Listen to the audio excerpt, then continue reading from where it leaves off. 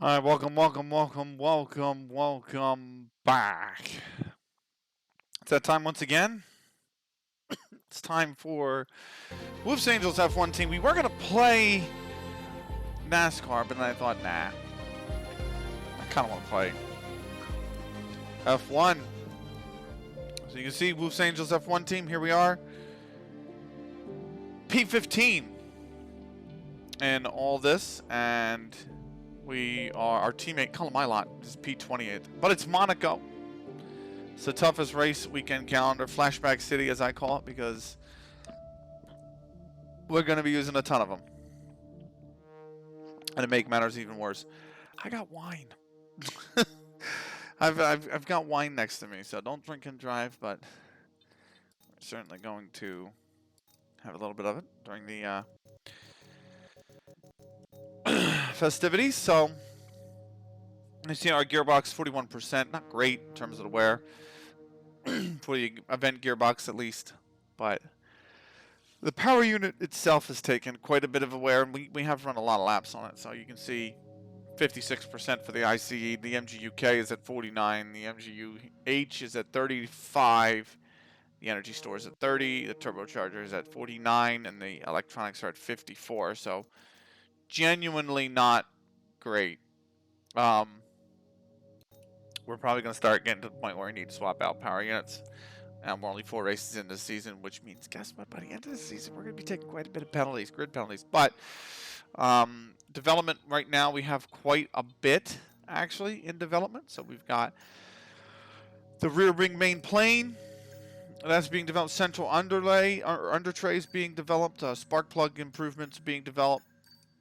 And we got this control electronics, and the energy store for durability is being improved.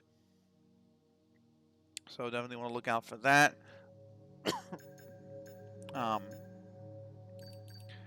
Yeah, but quite a few improvements in the store. They're not going to be ready for Monaco, though. We're just above Haas, but you see the developments we currently have would take us ahead of the Williams, assuming they don't manage and upgrade themselves. And in terms of vehicles, we've completed the resource point upgrade here for the chassis.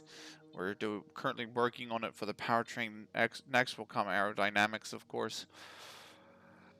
And then after that, we'll start to build on things like quality control, maybe, and build time and fabrication. I want to get these 3 departments up to spec 1, the way durability has it right now, and then I'll work on durability to get up to spec 2. So that's currently where I think we're at, because right now, these departments are providing us with 200 resource points a week, and we can kind of increase that. But nonetheless, Spain and Monaco back-to-back weekends.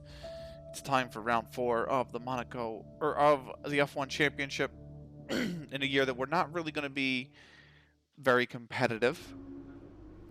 We haven't been so far. We're looking to certainly improve. You can see we had the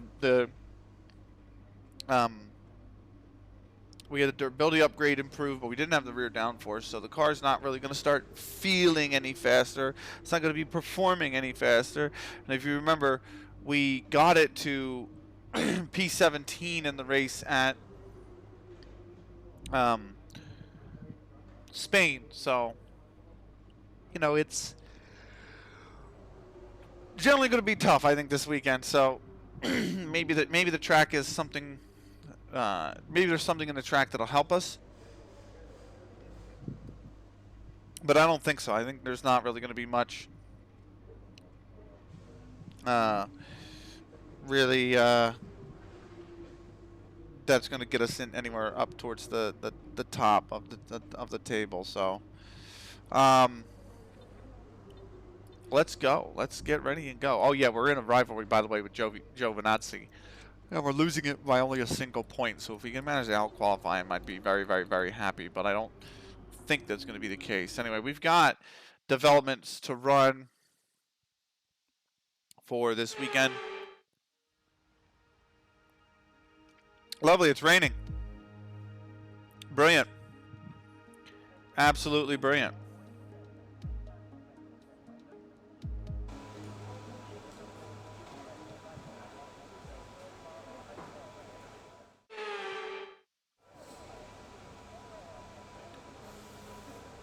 So, rain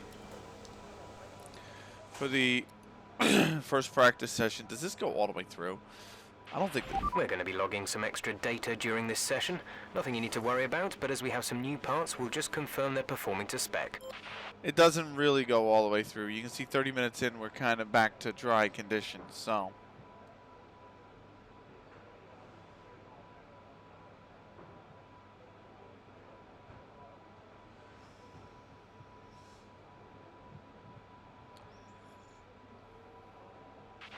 We have a number of programs to run during these practice sessions. You can check the details in the car monitor.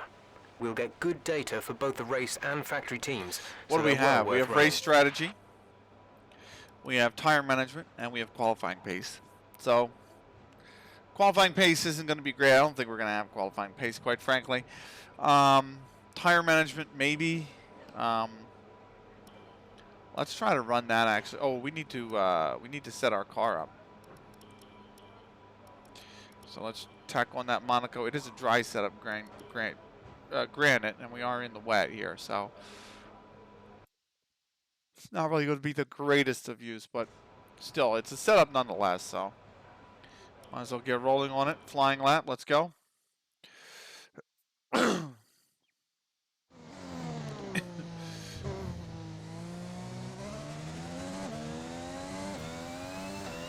It is weather. It's not really wet enough, and the track's only drying, so. We need to be sure you can manage the tires through a lap, so try to keep the wear down through each corner. Be especially careful accelerating on corner exit. We don't even have DRS. And we have to hit the target time as well. And we're just like that. We're in the wall. Okay? That was a big one. Confirm you're okay, please. It's going to be difficult, really. This is going to be quite the difficult track.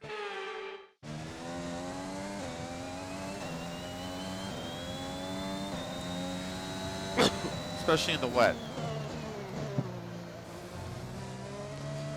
Oh, come on, mate. Like it just slides like nothing else. That curve is deadly.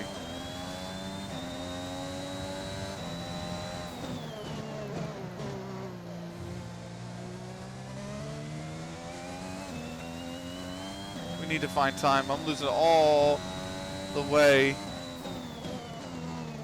up the hill.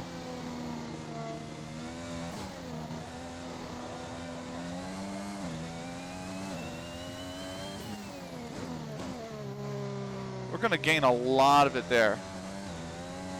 But we're going to lose it all.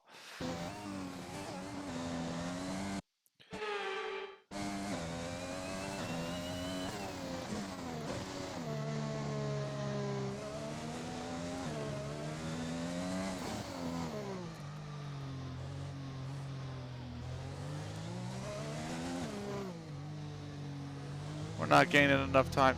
Let's retry the practice program. We didn't gain enough time.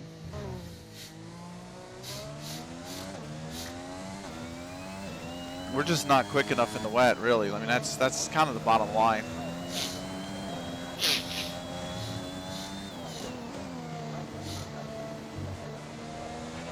This test is all about tyre management.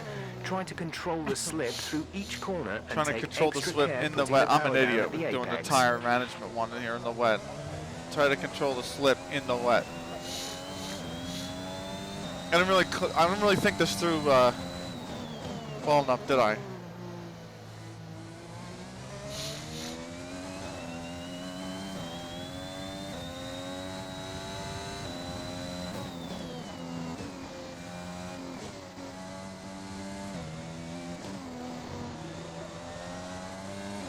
Oh, there we go.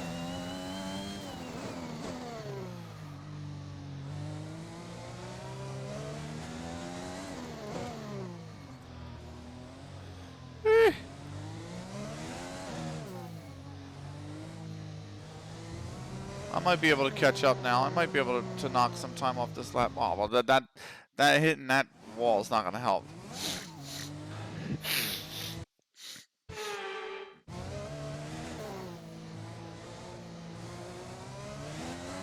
Ah, I spun it. Fucking hell.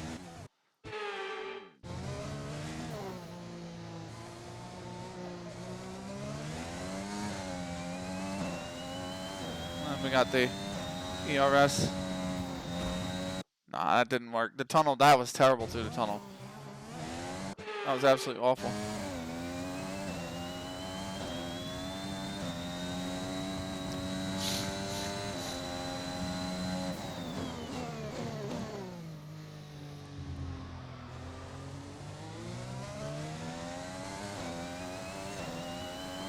I'm just not quick enough.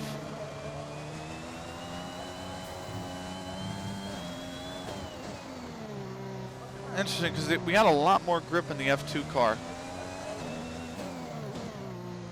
Believe it or not, in the wet, by the way. I'm talking about in the wet and during the sprint race.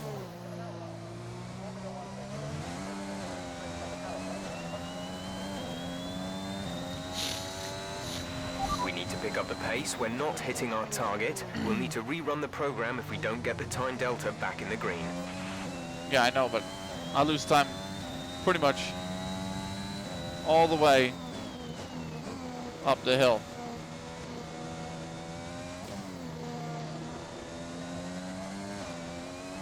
I mean, it doesn't help that the track is pretty green.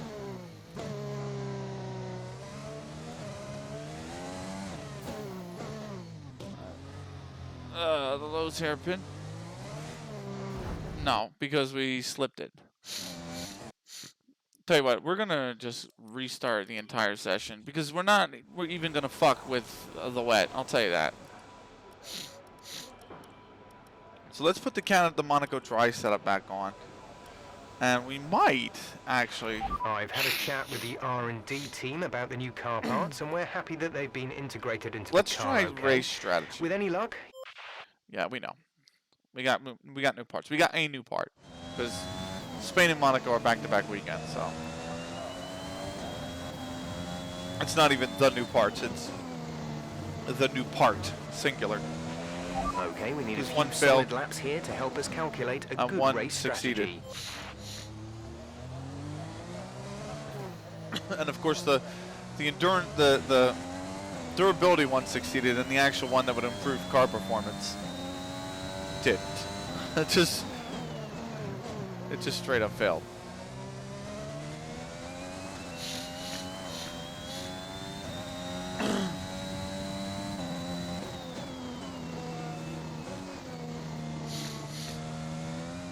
Oh man, that fucking just slip and slide that is really just the casino square section.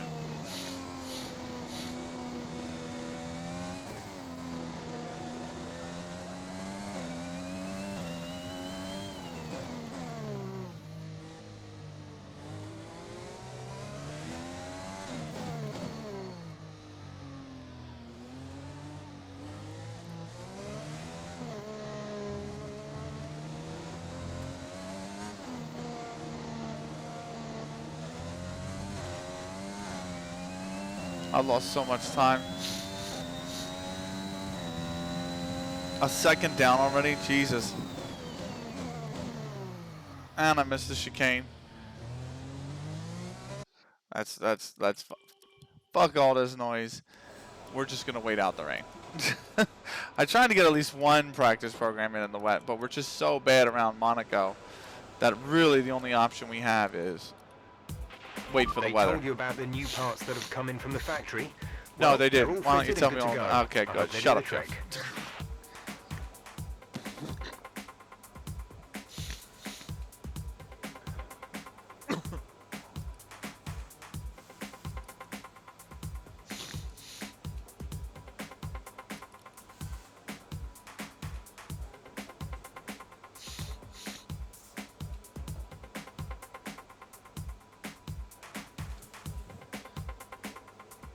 Okay, so the track's now dried.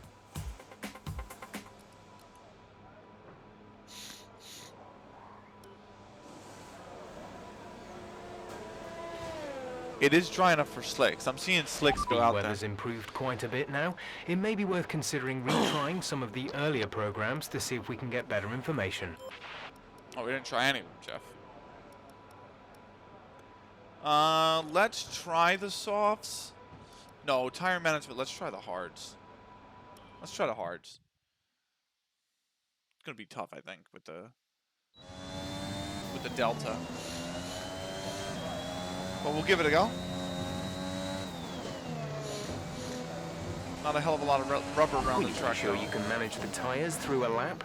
So try to keep the wear down through each corner. Be especially careful accelerating on corner exit.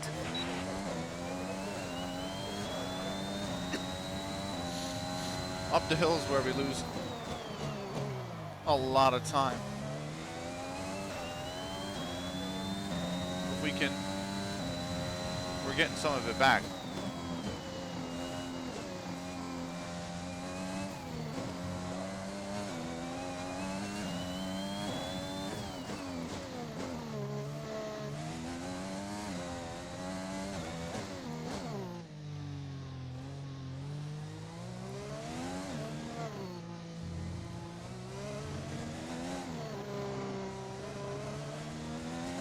There we go. That felt a lot better.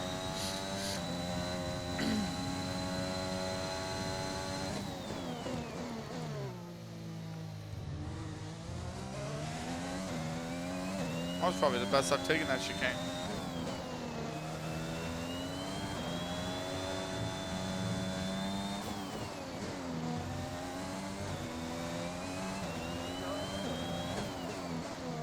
Oh, and I overshot it all.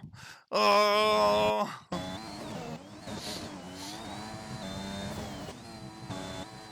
Let's try it again. Let's just try it all over again.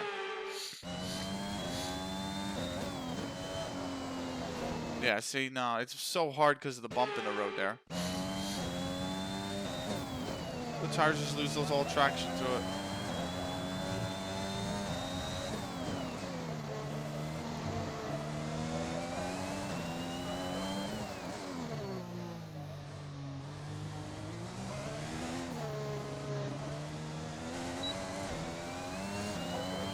I'm not gonna hit the time. I'm not gonna hit the fucking time.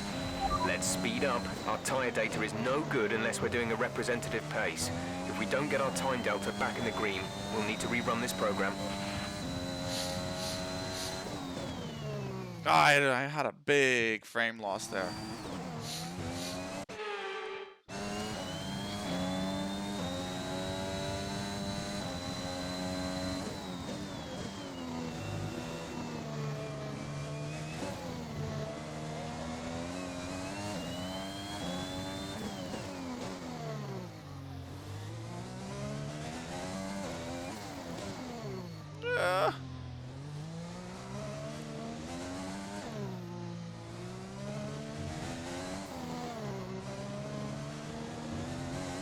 There we go.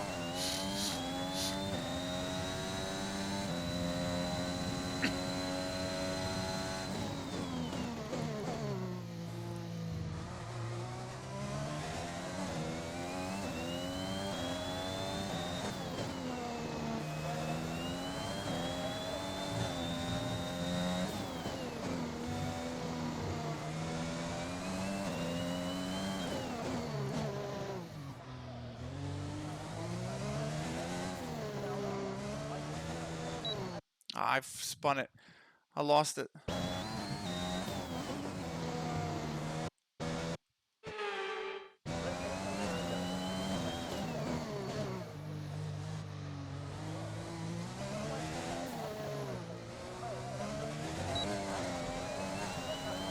No, I'm still not good on time.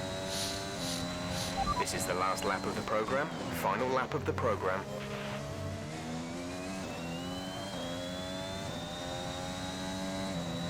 Losing a hell of a lot of time uphill because I have no battery charge.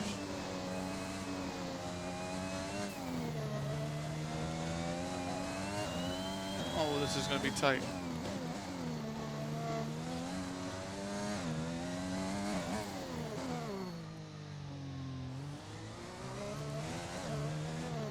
It's so hard through there. Oh.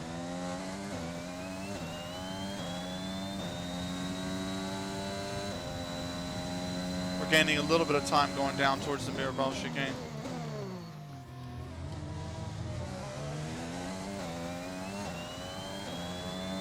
It's the acceleration that's doing us in.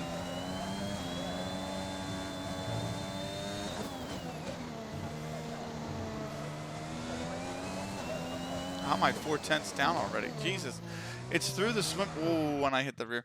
It's through the swimming pool chicane that we lose so much fucking time. And I really can't be taking that chicane.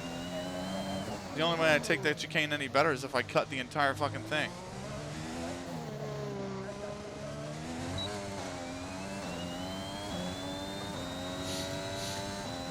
This is what's difficult test about over, Monaco. but I'm afraid we didn't get what we needed. We're going to have to run it again. Which is interesting. So, let's go back to the garage. Now we gotta try fucking our qualifying. fastest lap is a 1. We're not gonna have to qualify, are you kidding me? So, yeah, this is gonna be a long day at Monaco.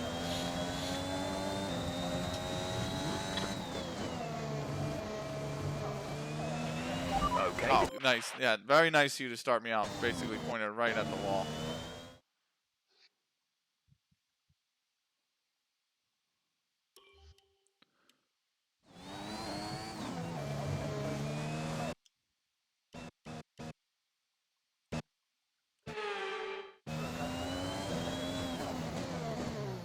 Okay, there we go. Well, it should be like something like a 1. It's a 112. Okay.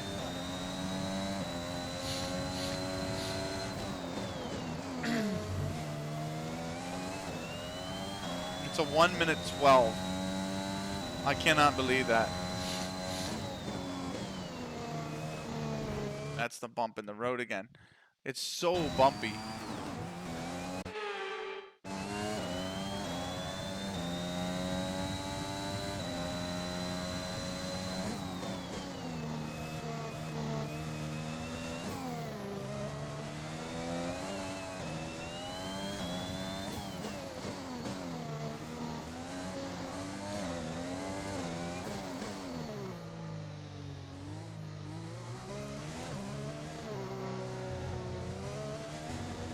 I just grazed the wall.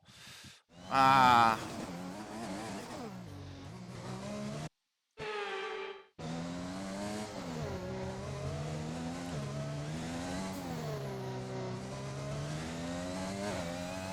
.3 down though. That's bad. Very, very bad.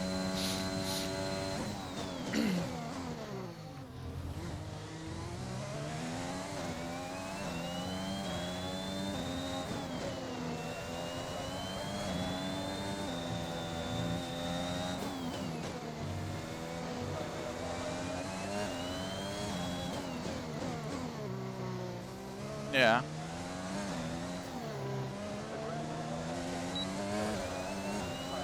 I'm gonna use the whole deploy. Well, That's only it's only 2 seconds. I'm over, but that wasn't much help to us. We need it again, I'm afraid. There was gonna be a lot. Oh, we didn't even stay within 2 minutes. We didn't even stay within 2 meters of the racing line.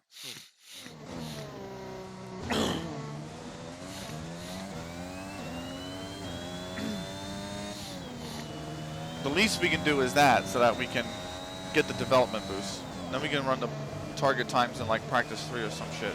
Don't worry about tires, just give it everything. In this test, we want to make sure we can lap close to our rival's pace. According to your simulation, Jeff, we can.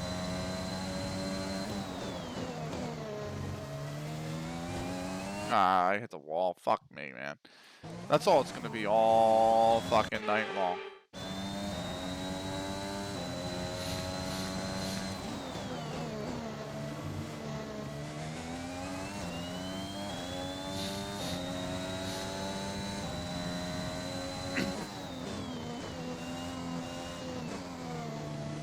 We went way off the racing line there.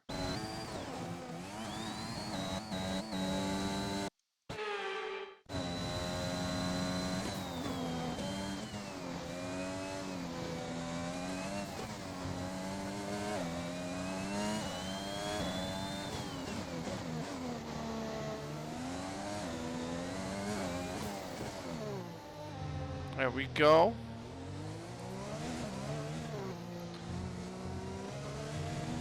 And we clip the wall, of course.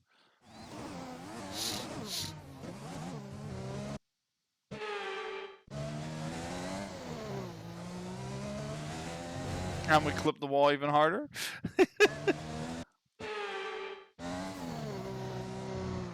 And we clip the wall with the inside.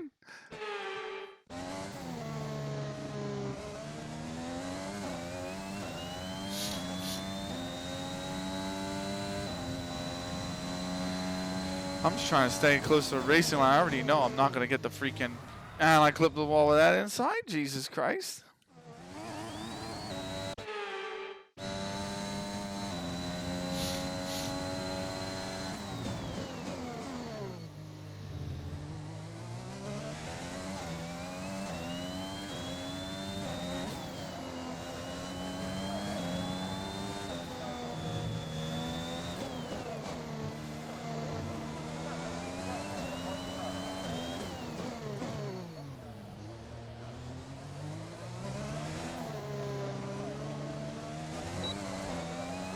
That should be the racing line.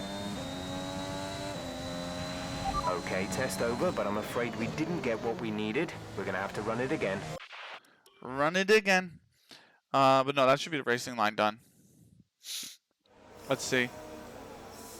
Yeah, that one's done. I didn't get keep all tires below target temperature for an entire lap. Interesting.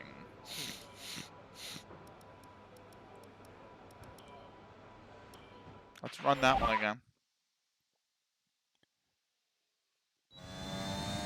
You.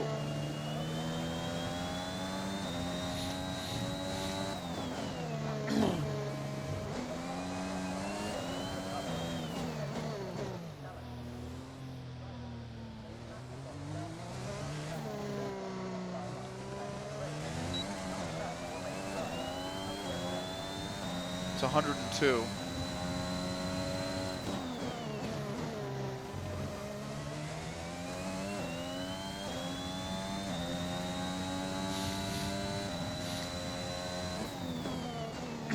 Oh my God, that's keep it below 102, but it like that corner up at the top of this hill just begs for temperature. Like it just increases temperature like nothing else.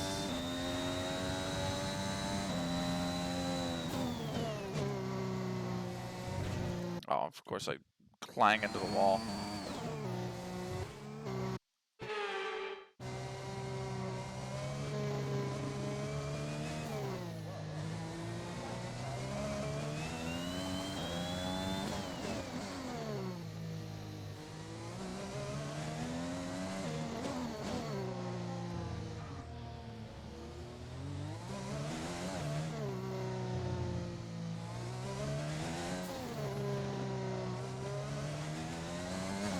$102 is the target temp.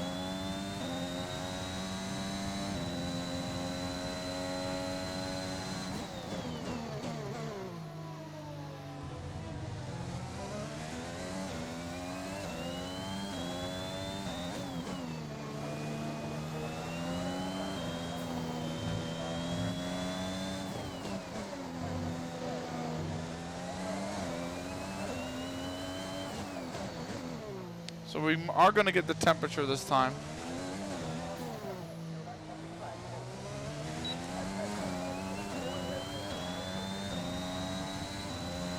Boom. We need to pick up the pace. We're not hitting our target. We'll need to rerun the program. Yes, I know, Jeff.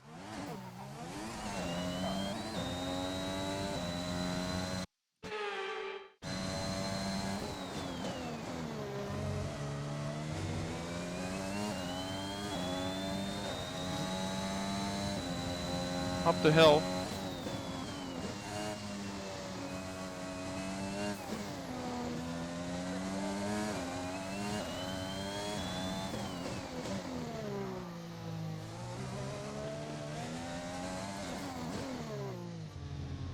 Let's go.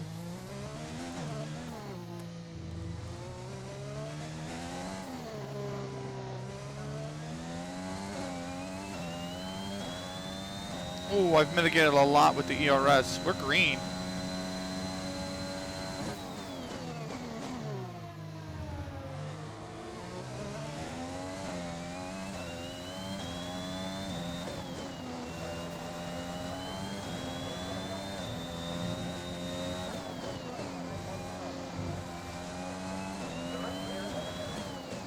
Oh, I just brushed the wall. Fuck me, bro. Because I nailed that slimming full chicane.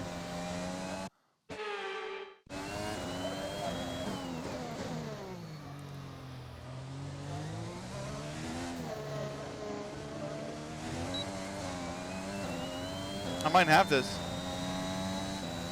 Boom, I did it. Program complete and a job well done. God damn. Okay, so that's less We got that's some less excellent stress. data with that run, so come on back to the garage and I can talk you through the numbers. Practice 3, really. Qualifying, but there's no way. There's no way we get the qualifying. So let's go for the race pace, right? So far, our fastest lap is a 1 minute 14.3. I think if we go for the race pace, I think we're going to be okay.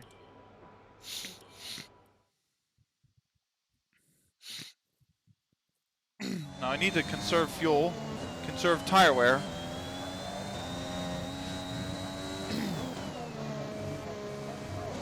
And cornering speed. Give us some consistent laps, please. We're looking for good data that we can work into the race strategy.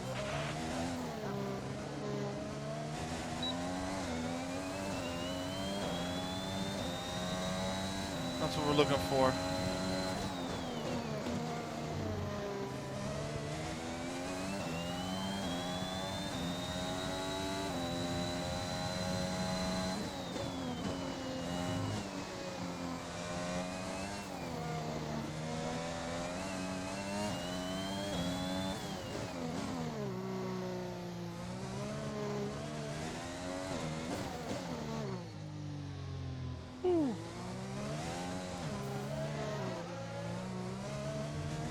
Too much wheel spin through the hairpin, really.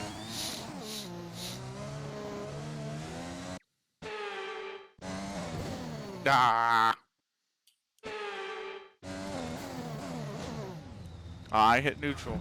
Oh, and I oh my goodness me, and it's only practice.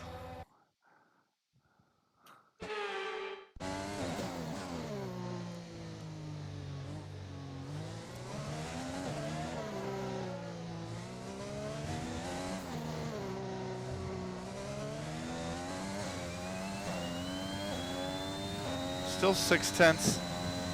Not great.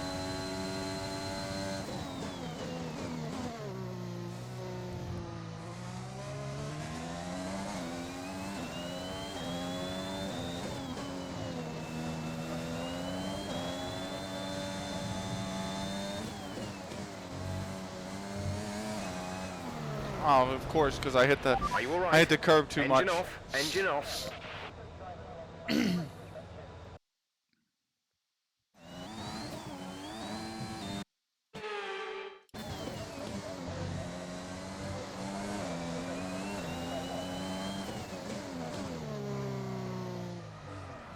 Fucking the back end now.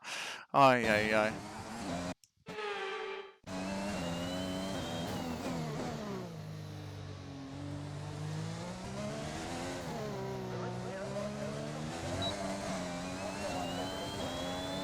Yeah, not good enough on this lap. Okay, you weren't quite good enough that lap. Try again. Oh, of course it spins on the first turn.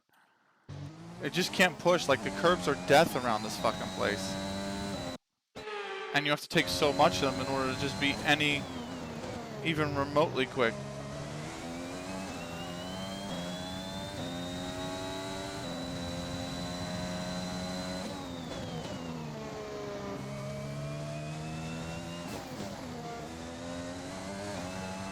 Oh, fuck this noise. Like, seriously. I just need to complete the... I wonder if I return to garage if the development boosts still count. They do. So the development boosts count. Let's go out on softs. And try to do this on softs.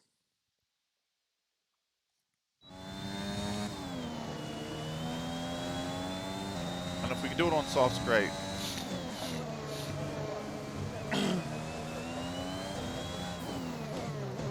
But genuinely, I have a feeling this is going to be a very, very long weekend for us.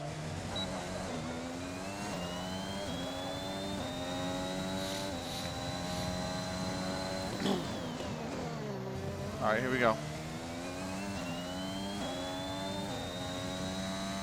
Gotta use ERS up the hill.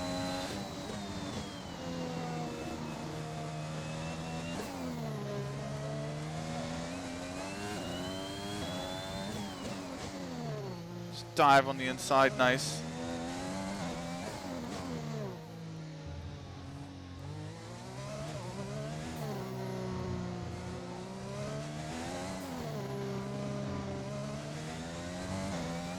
We can use ERS here. We're gaining time.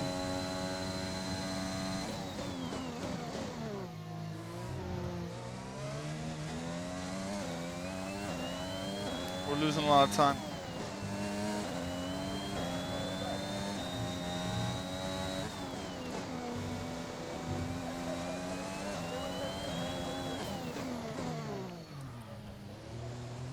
I lost way too much time there. What's up, Soups? Norris is 16. I see. Take his wing off. This is only practice, and this is a track that I am absolutely god awful at, and it's Monaco.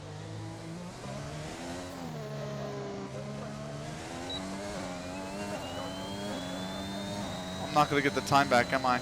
Ah, I just missed my attempt. We need you to improve on that. There we go. Much better. Up the hill we go. How you been, Soups? You been all right, man? Ooh, dive that inside.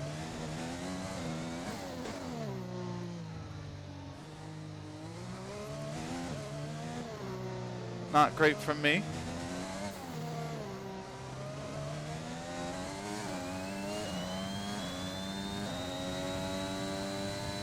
Pretty much the same position I was in last lap now, where we're just going green, almost going green down to the Noville chicane. Oh, I spun it. Fuck me. So bad at this track, man. It's unbelievable. You could literally make a failure compilation just of me at Monaco. Like, it's so bad.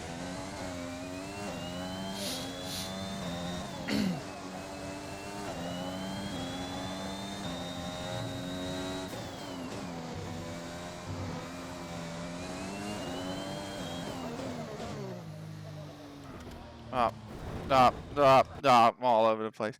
I've been good. Getting ready for midterms. Halloween, man. I'm pumped. Party is ready for me. There's a part. You're going to a party? Like a Halloween party?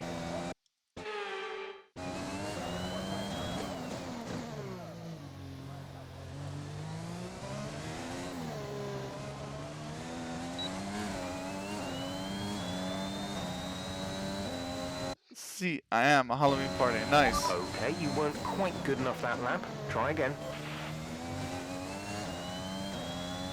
I hit the wing there.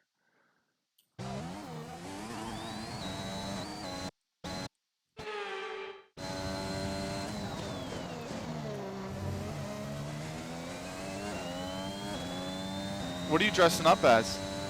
Or what are you going as? Or is it not a costume party? Is it just like a party because it's Halloween? Ah, fuck me. What have you been up to, man? How's the game been? I am so bad at Monaco, bro. It's unbelievable.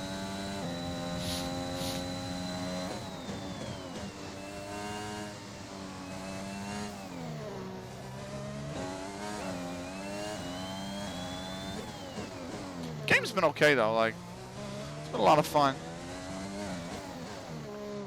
I really enjoy this game, even though there's a lot of problems with it. Especially online play right now. I just tore up my fucking wing.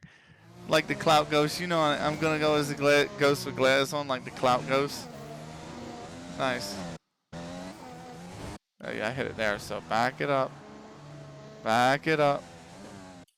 Right here.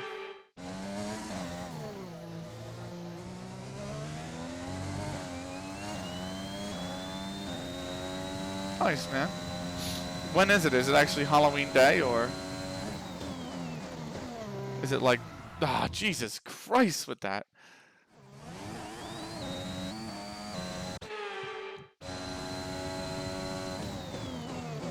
It's actually Halloween night, I should say. Halloween night, we're all out of the house. It's gonna be nice.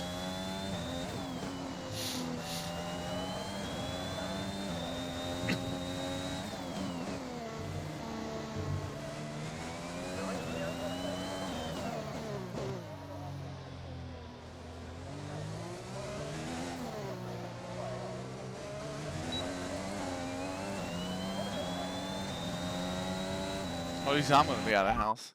So I'm failed That this lap fucking was no program. good. So like We need you to improve on that. it's before Halloween day and the day of Halloween. So like 2 party. Oh, the pre-party and the actual party. Got you.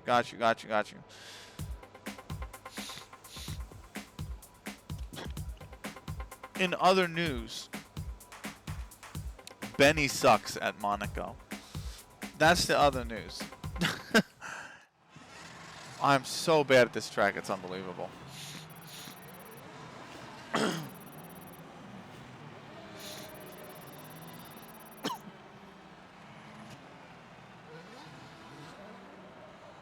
Don't tell me And we're with all the P22 cars or now some over shit. the line, let's see our top 3 again. Hamilton, Bottas and Sergio Perez. And if today's practice is anything to go by, we're in for an exceptional weekend of Formula One. So I'm P19 after practice 1. Our teammate Colomailat P18. Faster than just the Alpine of Fernando Alonso, but he was on the hards. Nikita Mazepin on the Haas. And Yuki Tsunoda of the AlphaTauri, but also he's on the hards. So, no way, this map could suck if these turns are menaces. I just suck at this track. And I would hate this track, but I love the history of this track.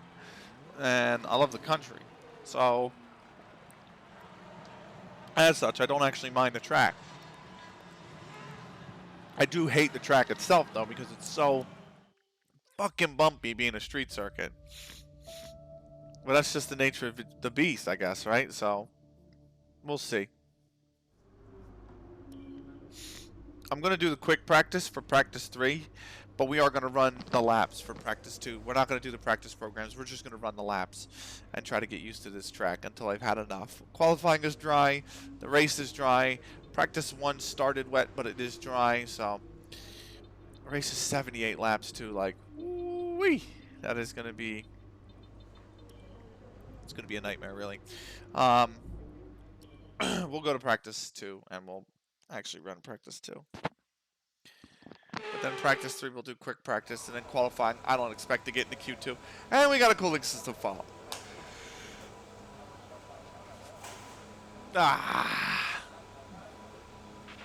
Someone's noticed a leak in one of the coolant lines, so we're patching that up as we speak. Hold tight for now until we've checked everything over. Okay. All right, Jeff. So we started with a cooling system fault. It's going to take it 6 minutes to repair. And we are going to run the types. Okay, so I just skipped the repair time. What are we going to run?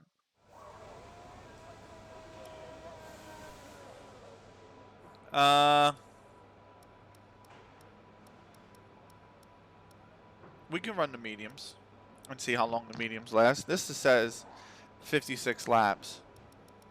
And the hards last 69. I don't see the I know the softs team lasting back at the factory 26. put in I a lot don't. of hours getting the car ready for you this weekend. Let's repay them with a strong performance. How does leaks happen? Does it happen because of something coming loose? It's a random event in the game. But yes, essentially in a real life car, a plug could or a hose could come loose, causing a coolant leak. Actually, if you watched the where'd they just race at? Oh, Nikita Mazepin. So they just raced in Russia in real life, and Nikita Mazepin. Or I'm sorry, not Nikita Mazepin. Mick Schumacher for Haas. They had to retire his car in the real life race, and it was because of a hydraulics leak. He had a hydraulics leak, and they thought at first when they noticed the issue that they could repair it, but then they noticed that something was loose and causing the hydraulics leak, and they couldn't repair it. They were running out of hydraulics, so they had to retire the car. So it's any number of things, really. Usually it's just wear and tear, because these things just, I mean, they're such a powerful machine, but they're so delicate that they will wear very easily. So, let's just make sure we got the fuel. We got the fuel. Good. Our power unit's looking pretty worn. I gotta admit, I'm not hugely in love with the I'm fact just that going to the warn you now, Lowe's hairpin is not an overtaking opportunity. yeah, it is, Jeff. Unless you're leading, you're probably going to be tempted to try up the inside on lap 1. That's a good way to lose a wing. You can barely get a car around there single file, so don't cause an accident there, okay? Okay, Jeff. I'm gonna ram everybody there. The ICU is already worn, and we're really gonna wear it down some more. And the control electronics are getting worn too. And the thing that worries about me about the control electronics being worn is worn control electronics can result in increased wear to all other components. So even though some of these aren't showing huge wear, like the energy store or the MGUH, it's going to wear even quicker. So I'm kind of like, yeah, we need to... We'll probably run this power unit for practice 2 and then swap out the power unit 2 if we To view can. information on your current levels of tyre wear and damage, But let's press get the out MFD of button there to open because the I'm sick of multifunction hearing display, Jeff talk. and then again, So let's just go. So, suck it, Trebek. Suck it, Jeff.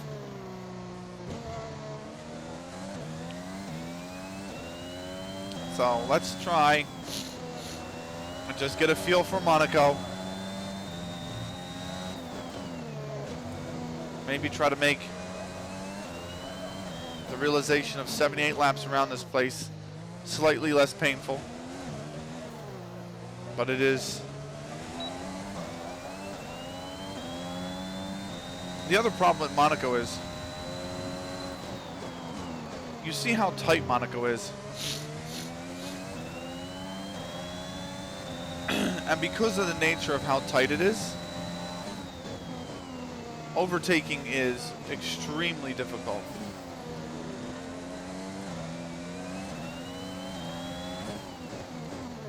I said as we almost get overtaken. But yeah, overtaking on this track is very, very hard. So even if we do get a run on some people, it's going to be very hard. Okay, just want to remind you to keep an eye on your tyre temperatures, which you can do on the temperature panel of the MFD. We monitor carcass temperature and surface Someone is going to overtake at the wrong time and then bam, hit the other car. They're going to bin it. They're going to bin it. and you'll get the best performance when they're both inside a normal operating window. Surface temps tend to fluctuate faster, so try a few laps with the data open and get a feel for how to control them. That's our teammate, Colin Mylon. This might be the one weekend he's quicker. Remember, we have a rivalry as well with Antonio Giovinazzi, and I think he is probably going to beat us.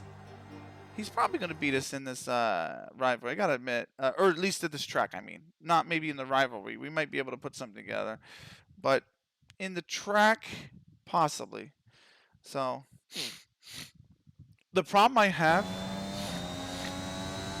is I've had so many bots follow this account, and I've banned the ones that I know are definitely bots. But I get a follow like that where they're not in chat, so they could potentially be lurking. And I don't know if it's a bot or not. And Twitch Insights doesn't have any info. But that, I don't know. So it's like I don't want to slap the ban hammer down if it's not a bot. I think you finished race in top 5. Oh no, there's no way in hell. There's no way in hell I finished this. If this was the F2 season, absolutely I'd say you're fine with that prediction. But since this is my team and we have an underpowered car for season 1 that we're trying to develop, I don't know about that one, Chief. I got sneeze.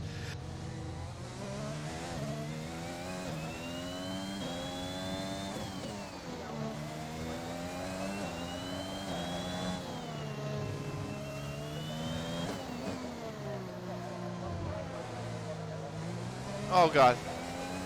I just got done sneezing. Oh my god. I didn't want to blow everyone's eardrums out.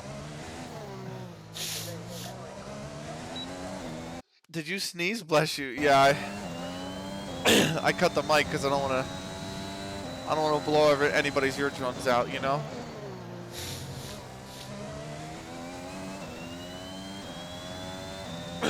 Thank you though.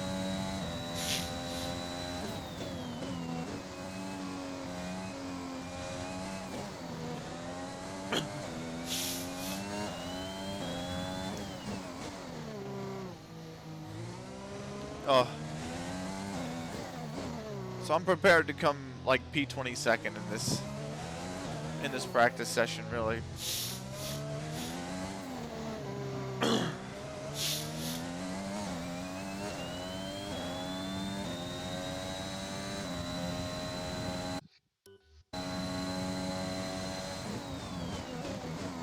We're 8th in the speed trap. We're quicker than somebody.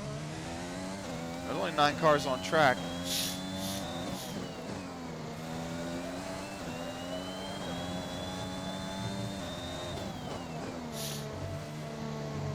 There we go. Yeah, that was a terrible first lap, but to be fair, I was sneezing.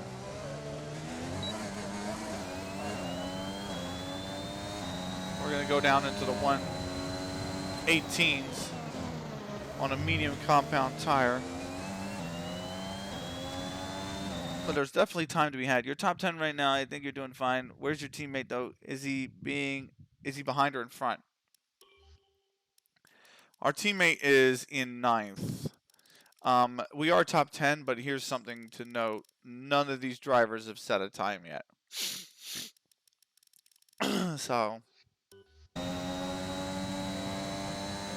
like right now, I am 10th out of the 10th. Out of the 10 cars that have set a lap time, I am in 10th.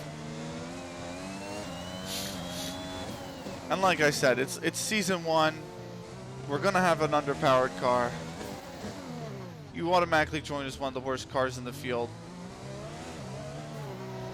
And the AI pretty much develops the car pretty quickly. Ah, come on, mate. Somebody's side by side. That's the problem here.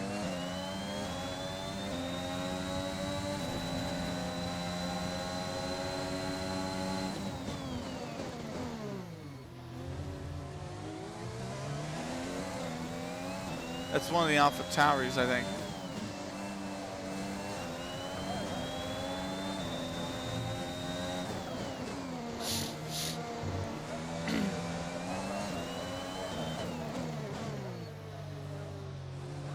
Yeah, I mean, if you saw in the Spain race, granted, we kind of, oh, I just brushed the wall there, like an idiot. Forgot you have to set times. Yeah, for practice, just for practice, and qualifying. Obviously, in a race, it just matters where you are on the track. Oh, come the fuck on, Sonoda. Yuki Crash Noda.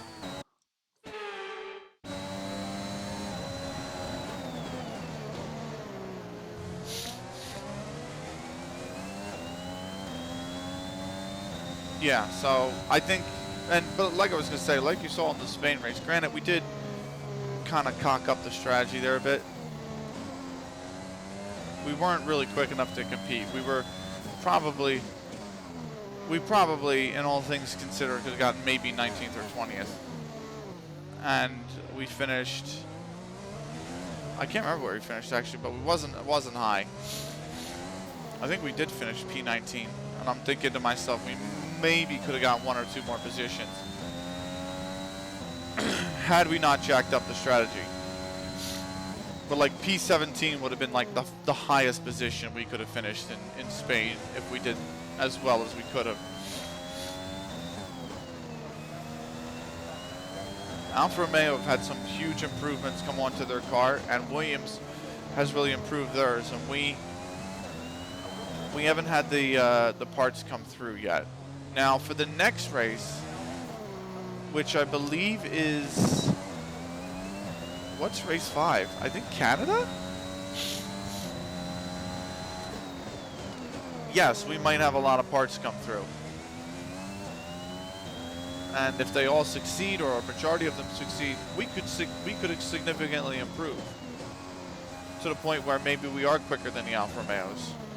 But as of right now, no, we're probably the second worst car in the field. And Haas is trying to take that title off of us. I've just clipped the wall again on the wheel. I kind of lost the spin on the wheel there.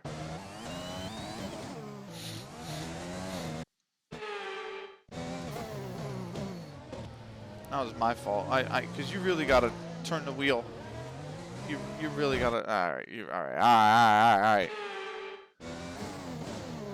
Yeah, you really gotta like 360 this wheel, and then get it back to a neutral spot for the right-hander is very difficult.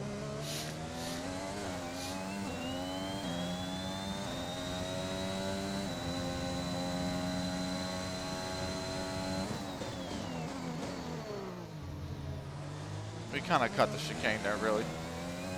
We really did. Whew.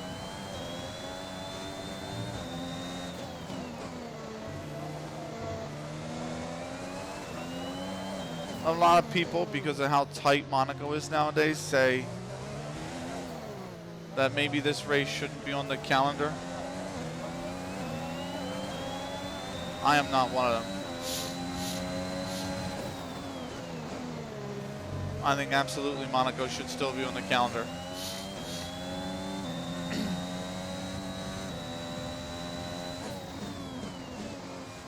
There's no other race like it, and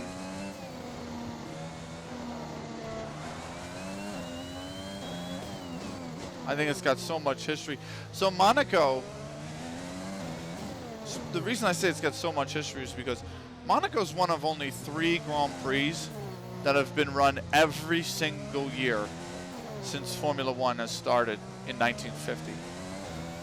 The other 2 are the British Grand Prix and the Italian Grand Prix. Now, the British Grand Prix is usually held in Silverstone. It has not always been held at Silverstone. Sometimes it has been held at Donington Park, which means Monaco is one of 2 tracks that has hosted the Formula One Grand Prix every single year at the same track. Since 1950, this circuit has basically remained the same. The only other track in the world that's like that for Formula One is Monza in Italy. Every race, or every year since 1950, the Italian Grand Prix has been at Monza, which I think is a big achievement for them because Italy's got a lot of tracks. I mean, there's some decent tracks. They got, I believe, Mugello, I think, or something like that. They've got, obviously, Imola. They've got other tracks that are also prorated as capable of holding a Formula One race, like safe enough to hold a Formula One race.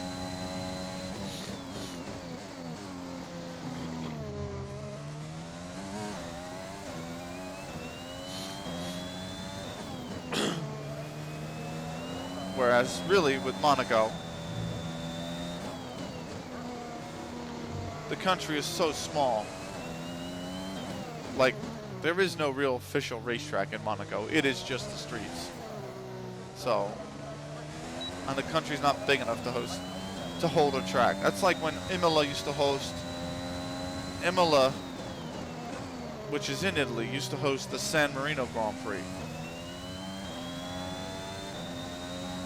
And the weird thing about it is San Marino is not big enough to hold. I mean, San Marino doesn't have a track in it. It's I believe As long as you don't count the Vatican City, I think it's the smallest nation in Europe. So I cannot get that shit right.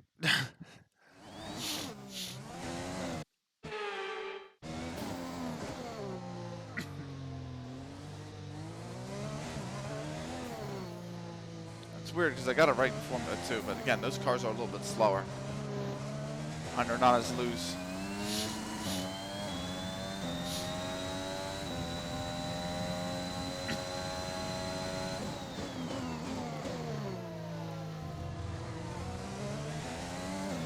So,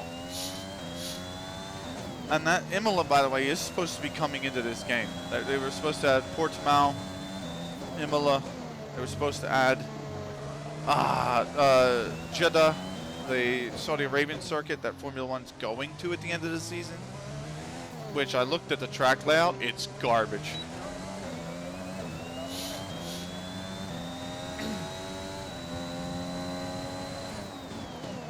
Like, they modeled it after Monaco, and I'm like, why? People complain that this race doesn't have the excitement anymore in it because it's so hard to overtake. And I'm like, those complaints are very valid, but we still race here because it's got so much history and prestige. And Monaco is obviously a very rich country, so they pay Formula One a lot of money to host the Grand Prix. Not saying that Saudi Arabia isn't. They've got billions in oil money. But if you take arguably your least exciting race of the season and you say, let's build a circuit based exactly on that. Not really looking forward to it.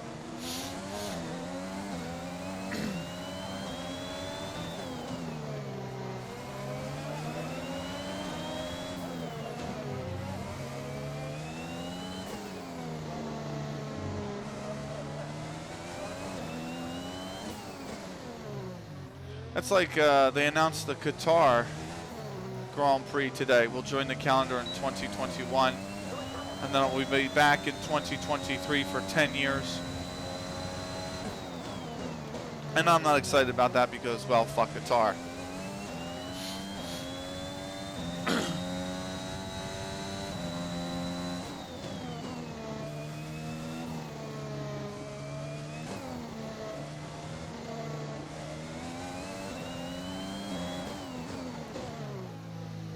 But that's a different story. And that track that they revealed kind of looks like a poor man's Bahrain, which Bahrain's got its own human rights problems. Sure. Ah, come on. Why is this Ferrari just plowing into me? The fuck is he doing?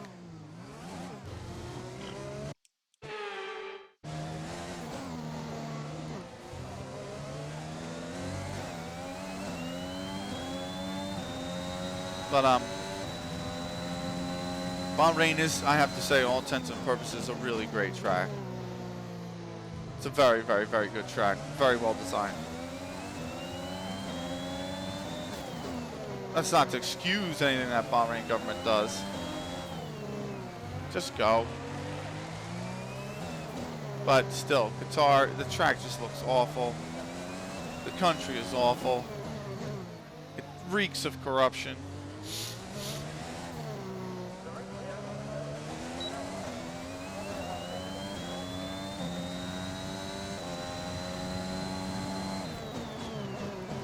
As predicted, we are P22 right now.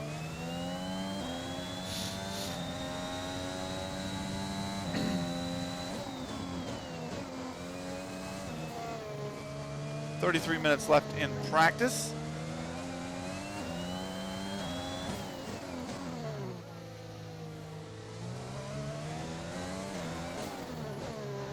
And we got P3 and then we got qualifying, so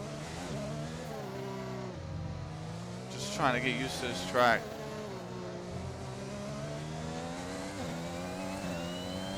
It has definitely, oh my God.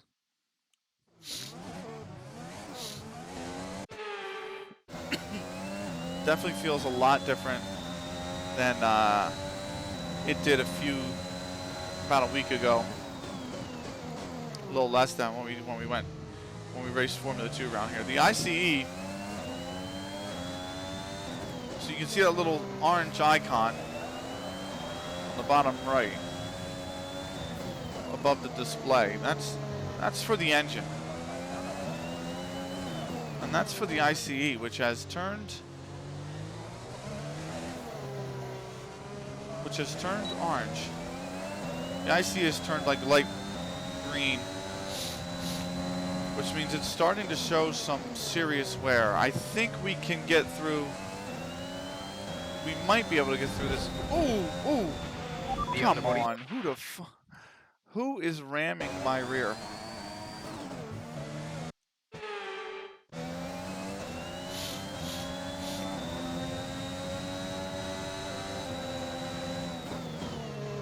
This is some Ription shit from George Russell.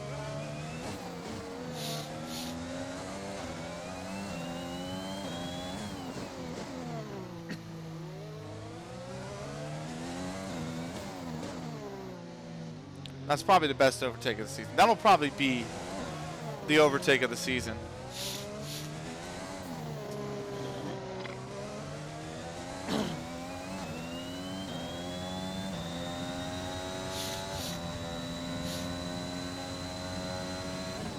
I mean, going side by side up the hill to begin with is very difficult because it's so windy and bumpy. Usually if you make an overtake, you're doing it down the Noville chicane, which is the first of these 3 chicanes. It's the one right after the tunnel. You can pass on the outside here at Rascas. That's also possible. Difficult, but possible. And then if you don't, you're basically doing it down into turn 1 here.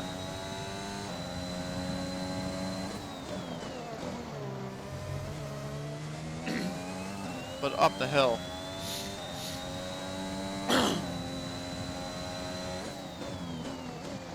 That's a whole new level of ballsy. And he did it. And it was for the lead. He would go on to win the Grand Prix as well.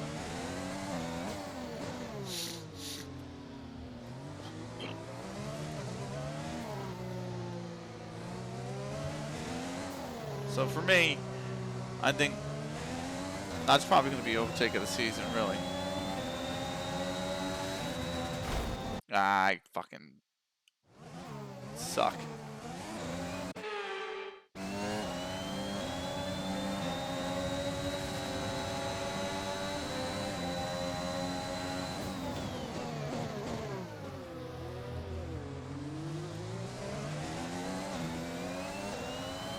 Fucked up really Verstappen's lap.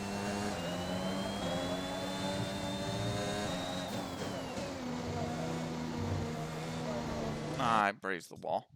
I grazed the wall. Oh, what the fuck? Didn't mean to hit that. I don't need no photo though. Just gonna completely cut the chicane, not get penalized for it, but Verstappen doesn't and somehow gets past us.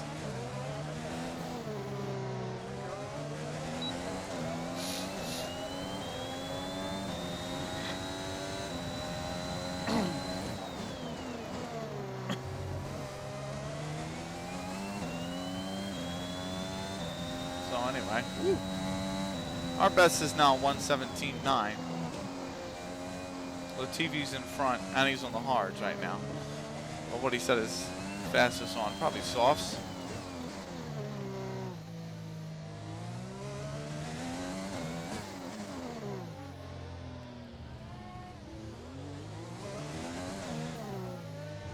And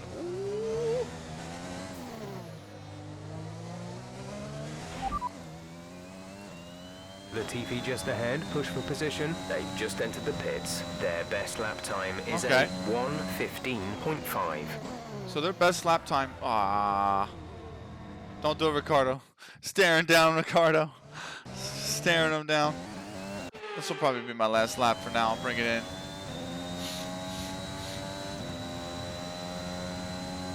I just think the race is going to take us a while because it's 78 laps, so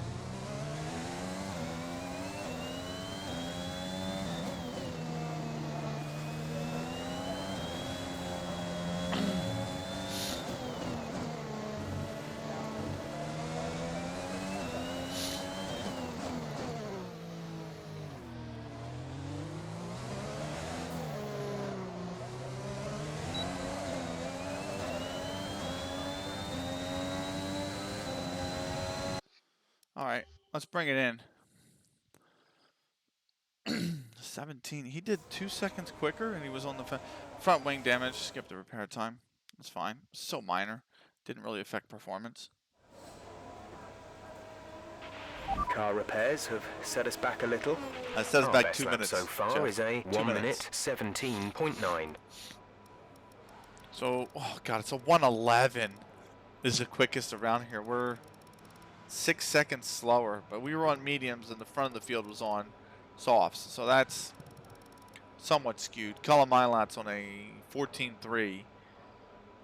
No, Latifi put that lap in on the hards, and it's a 15.5. Granted, we were carrying a full tank of fuel, so We're 22nd in the we're speed slowest trap, in the speed trap too. So 172.8 miles per hour. it's not great. We're gonna run the power unit, I think. I think we'll risk the ICE. I think at 60% going into the race, I think we should be fine. I think, really, I think this will probably be the last time we run the ICE. I think we'll have to swap it out after this race. We'll probably have to swap out that and maybe the CE as well. But you only get 2 control electronics all season. Okay, what we running? I'm just slow around this track, man. I don't know what else to say. In order for me to keep it out of the walls, which I don't do anyway, as you can see, I'm just very, very slow. So we're going to skip through the end of practice 2. We're going to go right to practice 3.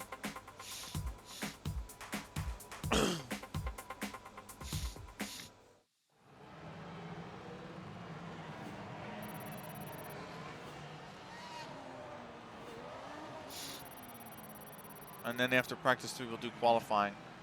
And the race will get us up to level 30 in the It's podium time to pass. remind ourselves of our top Already. 3, who are Bottas, Perez, and Max Verstappen. And that's it. Practice is officially over. Until next time, goodbye. So Colin Milat finished slowest of the soft tire runners at a 14.3. There's room to be concerned that we might be the Good slowest day car in the today. field. Let's have Yeah, your good take day on today. I it. finished 22nd. Are you hoping to have your reliability issues sorted out before qualifying? That's You fine. scraped the walls a few times. Were you struggling for grip? I'm gonna say that so I don't Appreciate your time. put the pressure on the team. You scraped the walls a few times, so you're struggling for grip. No, it's fucking Monaco. Like, I don't know how else to explain this. It's Monaco. Like, that's going to happen. Practice 3, quick practice. Let's go there because we need to try and finish this. So, program running. Bam, we got that. Now let's grab the other one. Oh, it took 13 minutes. Bam, we ran that. Good. Objective complete. Now we got to run qualifying pace 2. Can we get it? We got it. Good. So now we have race strategy. Can we get it? We got it. Okay. So all objectives are complete. So quick practice. We managed to knock out these 2 objectives because we're slow as fuck. We couldn't do it on track. Same with the qualifying pace. So we're going to end the session. So we got all the resource points and we got all the development boosts, which is the main bonus. So we end the session. We're going to kick over to obviously the resource points collection kind of screen, I guess you'd say. The practice 3 resource points. You see, we get 600. Ilat gets 200. That puts us at 931. Here's the development boost that we get applied. So MGUH reliability is down 18%. Energy storage cells is down 45, and the MGUK is down 8. That's nice. Gearbox is down to 21%. Okay. Pretty good. Pretty good. And then, let's see.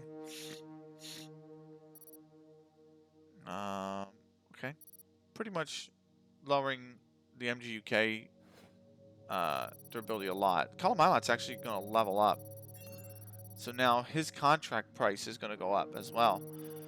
That's the big thing to see, is that his contract price is now going to increase. So, he'll be asking for $1 million instead of 1.8K now. Let's go to the workstation. I guess the main thing to say about Monaco is try not to panic or get impatient. Yeah. This is more test your own mentality than is your driving skill. True in a way. Can't take the hairpin too tight, the circuit drops away, and if you try and take it too acute, you'll bottom out the car and understeer into the world's most embarrassing crash. Yeah, at 40 miles an hour. So now that we got the resource points, by the way, you see we got the 931 up here. The other thing about this is, the other thing to remember is, this is the spontaneous upgrades. So for durability, we can run 2 upgrades at the same time. Obviously, we have the control electronics in progress. That's 11 days. And then the energy store in progress. That's 2. I can't run another upgrade yet until this one finishes. For the powertrain, we're only allowed 1. And that's going to take 6 days. And then for the chassis, we're only allowed 1. And that's going to take 2 days. And then for the aero, we're only allowed 1. And that's going to take 4 days. So I'm sitting on these 931 points. And I can't spend them. So I'm just going to build the resource points for now. And obviously it is Saturday, right? So after qualifying, they'll have 1 day left. And after the race, they'll be done the next day. So it's not too bad, all things considered. But for right now, I can't spend the resource points that I have because I've maxed out the departments in terms of development. So hopefully stuff comes through and we improve on the vehicle performance index. So that's what I'm hoping. You can see where we're at. I mean, you can see where the projected here in the pink would put us above the Williams and just behind the Alfa Romeo. So that's what we're hoping for. But we still have to run. Well, we ran. It's up to 62 for the ICE. And the turbocharger and the CE are still on 55, which is fine. We are actually probably going to have to swap the ICE, the turbocharger, and the control electronics after this race. And then probably after practice 1, or practice 2, at the next track, which is Baku. Not Canada, it is Baku. We'll probably have to swap the MG UK out. So our power unit's wearing extremely quickly. So something to keep an eye out for. I'm going to take a quick 3-minute break. 3 to 5 minutes. I will be back. We're going to just kick back and relax for like 3-5 minutes. I'm going to get up and stretch the legs. Probably get just a drink of water or something. And we'll be back with qualifying. So qualifying coming up 3 minutes time. You don't want to miss it. I'll be right back.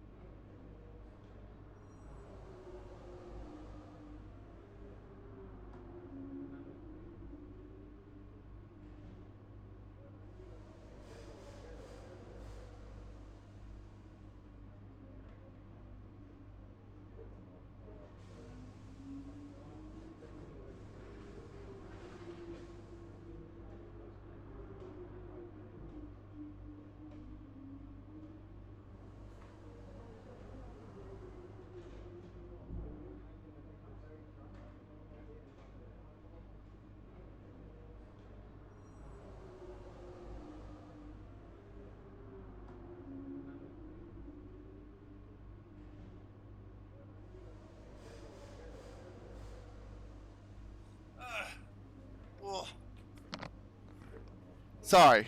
Sorry, everyone. We're back. Okay. Sorry. We got to stretch the legs. That's all. We are back. It's time. Monaco Qualifying.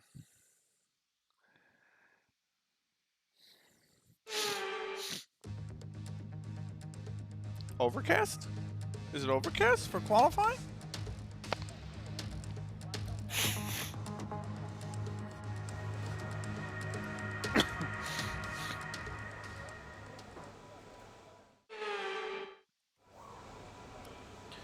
I think it is overcast for qualifying. Let's get out on it. Let's not even waste time.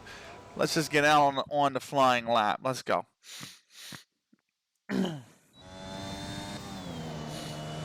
is where it all comes to fruition here. This is qualifying.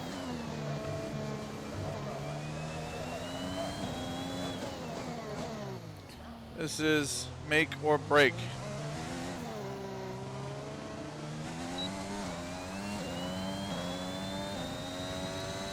Got a good run out of that final corner.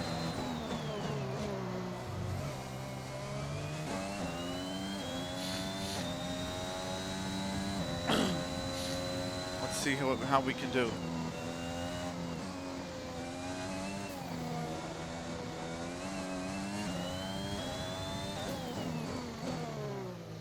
Oh, I went a little too deep there.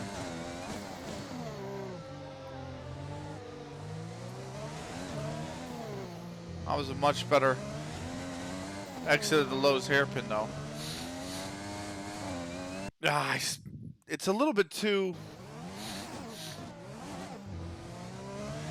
I got a little bit too much oversteer. And I clipped the wall there.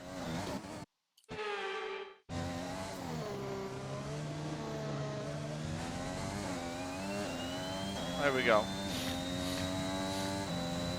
112.6 by Stroll. That probably won't be good enough for pole, though.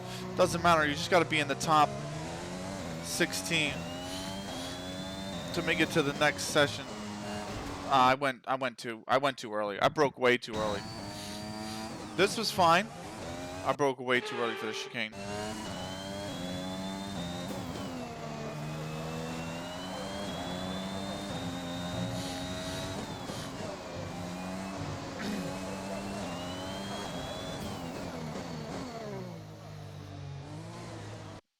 I broke too late for that. I broke too late for that turn. This was really good. This part right here. That was fine.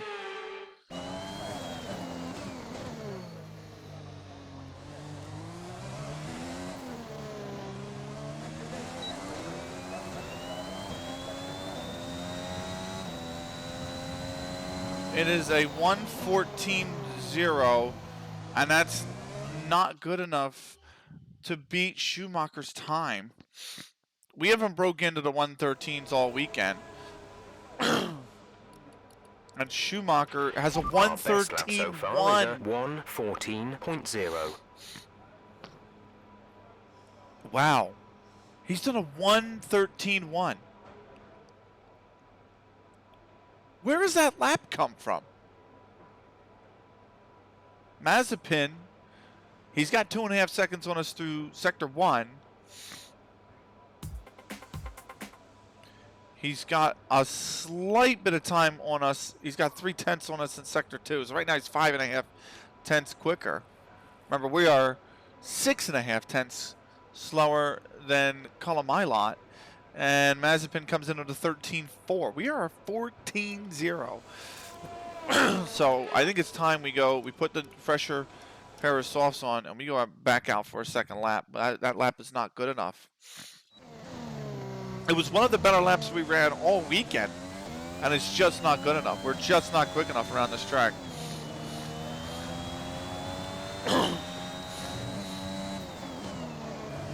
So really, we could be spending 78 laps watching the field get away from us here if we're not careful. Remember, we were competing. We lost to P16 in Spain in qualifying by 3/100ths of a second.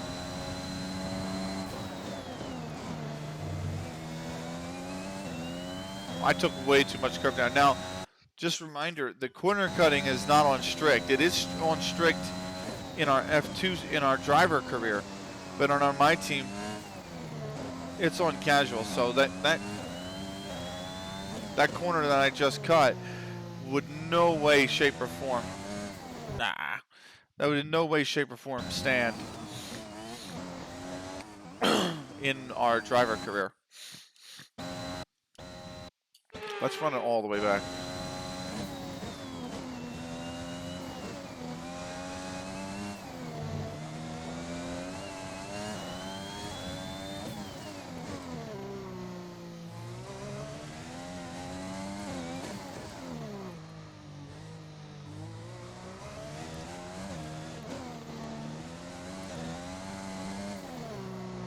Back end just wants to slide everywhere.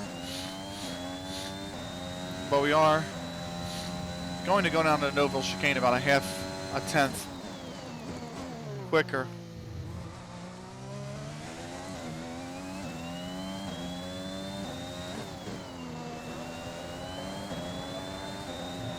I was about to wreck it. This is fine. This is fine.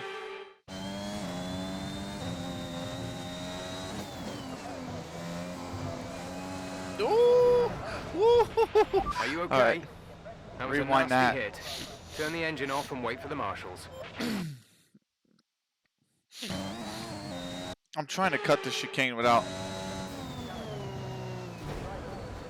I forgot to brake. At some point, I just forgot to brake. So I'm trying to cut the chicane a bit. Yeah, but the sausage curb is so high.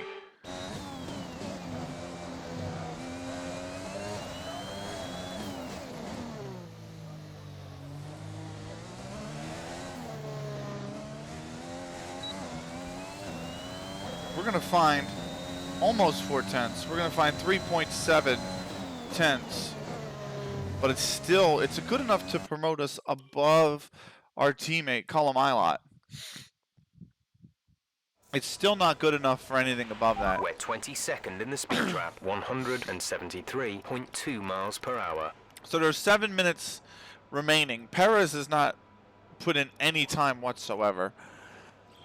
We are a tenth now off of Nikita Mazepin, and Colum Ilott is a tenth behind us. We've run 2 laps. They've only run one. So we're going to put the last set of dry To view your current tire, softs brake and on, engine temperatures. and we're going to go out on a flying lap. Because the track at the end of this session is going to get extremely busy. And I don't want to be caught in any of that if I don't have to be.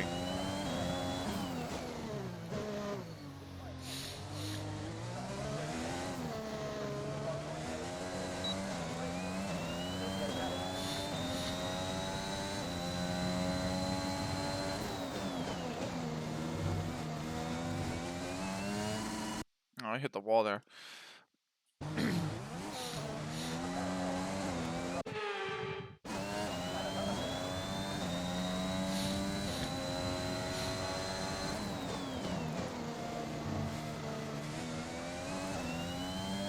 We're not quicker. We're very much slower right now up the hill.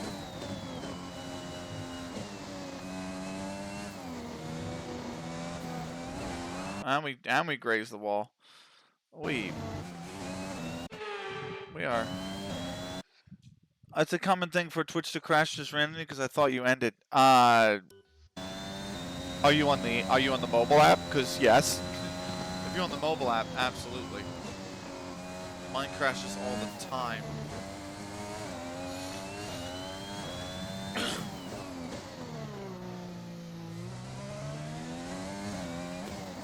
We're finally making time up as we go into the Lowe's hairpin, but I cannot release the wheel quick enough.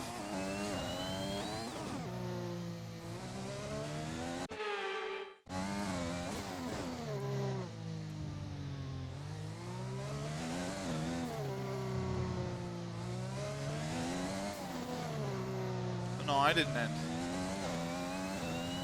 And I don't show any lag, so. Look, I don't show that I've disconnected. Oh, I'm just gonna completely cut that chicane apart, aren't I?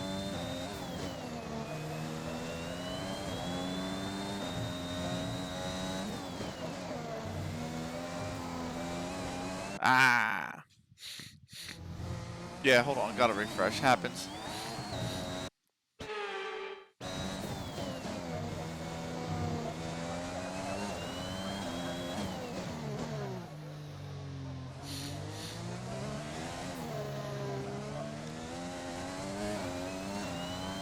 We might get 2/10 here.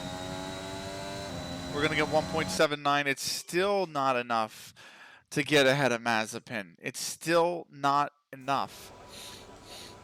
We're pretty much out of time. Our best lap so far is a 1 minute 13.6. Giovinazzi is a whole 0.8 of a second quicker than us. We improve to stay ahead of our teammate who is on an outlap. He's going to have a second go. But we don't beat Mazepin's time. And so I think we're going to finish P22 here. I think we're going to start at the very back of the grid. Let's see. They're on flying laps. Yes, we're P22. We are at the very, very back of the grid to start the Grand Prix. Not great. And Monaco is just not our specialty. We're out in Q1. It's to be expected. Charles Leclerc and his home Grand Prix gets P1 in the session. Colomailan actually jumps ahead of Mazepin. But Mazepin did improve his time, so we're about 0.3 slower.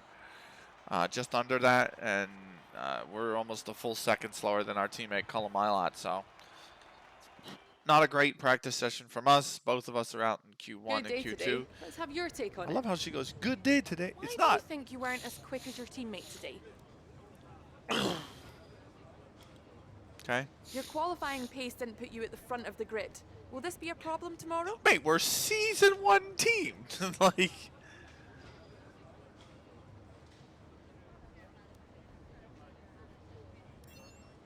okay. Appreciate your time. There you go. Didn't put you at the front of the grid. Yeah, no shit. We're supposed to be at the front of the grid. We're just not that kind of car, man. We just don't have that kind of car. So we're losing another point to Antonio. We're gonna lose a lot, I think, to Antonio this weekend because I think he's gonna really,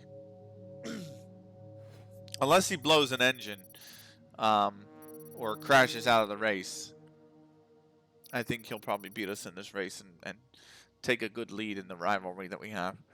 We got to see if we can get him back. We got to see if we can get him back for the next few races. But that's it. A little bit of a claim. Nothing major. Race is all that remains. I actually allotted more time for the stream because I thought we were going to run P2 out. But I kind of just want to get past Monaco now at this rate because it's just not a track I'm quick at. We've prepared the best we can. I am dead last. Dead fucking last. Upgrade still got some time. Most have 1 day now. 1 day. So 3 days for the rear wing main plane. Say that 5 times fast, by the way. Rear wing main plane. The central under tray has a day left. Spark plugs 5. The control electronics 10. And the energy store 1. So still, what do you call it? Still a few days away from these upgrades. You can see we're this dark blue line. We start here, just above Alfa Romeo, who quickly overtook us at Portugal, even though we beat them on track there. And then you can see they improved again towards Spain. We flatlined. So that they were quicker than us in Spain, and then you can see now they're much quicker than us. They've actually almost caught Alpine. We've kind of flatlined, but in that time, Williams, you can see, is just snuck ahead of us, and Haas has closed the gap. So we We definitely want to improve. Gearbox is 63. The turbocharger went to 56, so nothing really to worry about. Let's go racing.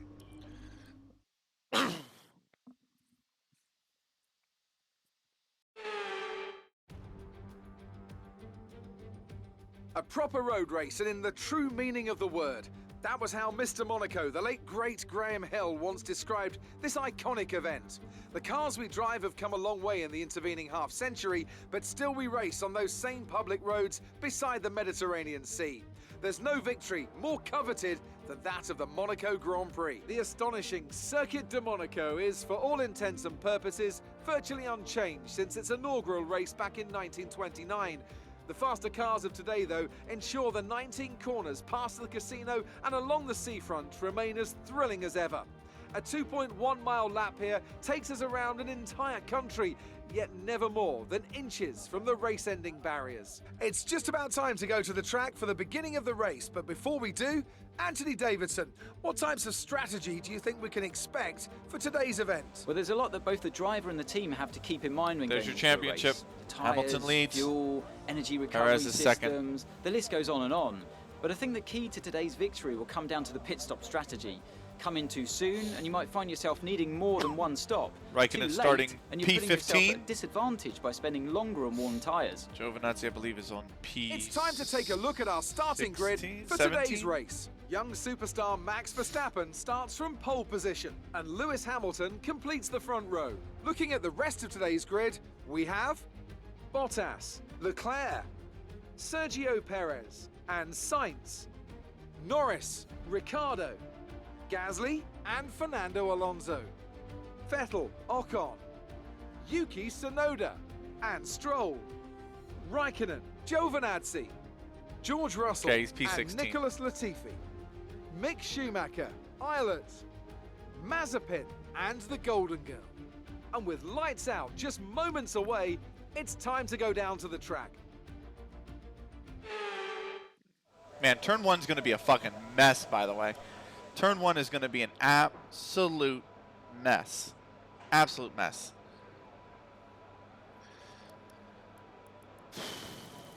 I don't want to overweigh the car. I mean, I haven't really. 79.8. I don't know.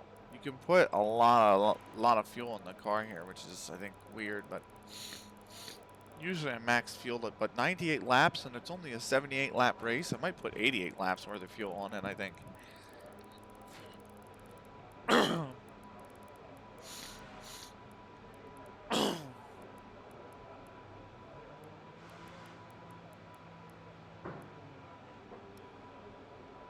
don't know.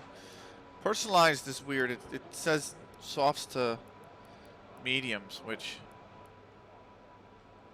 isn't a bad strategy in all intensive purposes. I actually think the other first off strategy is going softs to.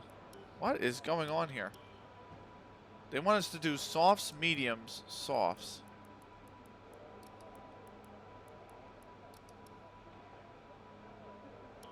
But 31 laps on the mediums.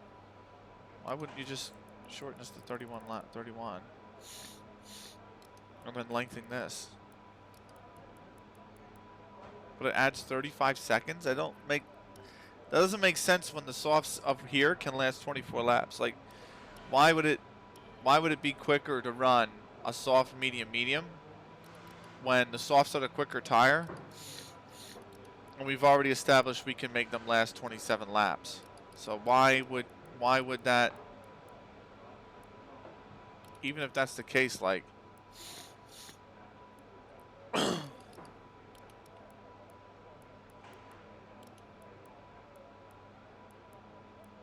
like what about making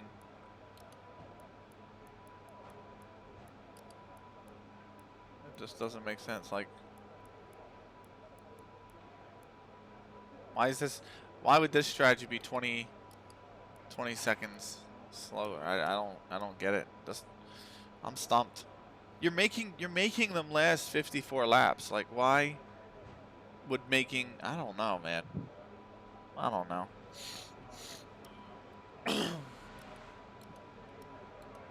The alternate strategy is you just get rid of this and you go maybe hard to soft. But the hards around here are crap. So I mean, I would much rather be on the softs that grip better.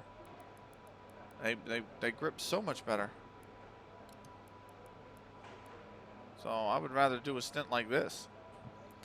But because you got to figure this is, add one there because this is going to be a worn set of softs. I mean, tire wear 59% and then you got 47 here. 56 and 48. I mean, not over here. You got 67 for crying out loud. But whatever, it's whatever. We'll roll with it. We're gonna run 89 laps of fuel, just to be on the safe side. I actually don't know. I actually didn't monitor our fuel consumption, so I don't have a clue as to what our fuel consumption is like or going to be like at all. I don't. So, but that's what we'll run, and we'll see if it works for us. Actually, let's revert this.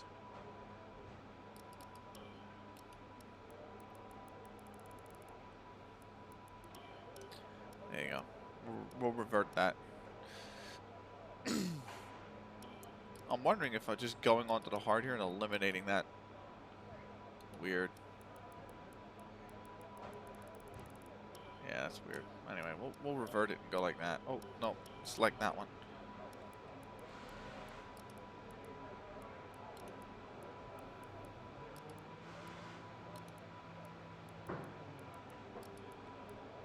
Interesting. Well, let's roll with it. 89, personalized. And we are going to be ready to go. Let's go. Let's get it over with. That's what I really feel, because it's been a nightmare.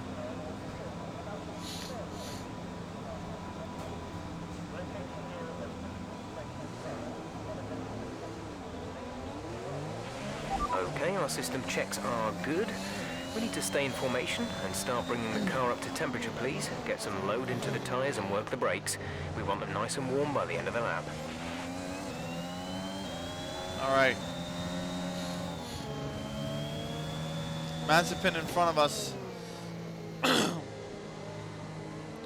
Honestly, the objective for Spain. Oh, come on, man! Don't make me tap you on the formation lap for crying out loud. The objective for Spain was jacked up because of a bad strategy call on my part.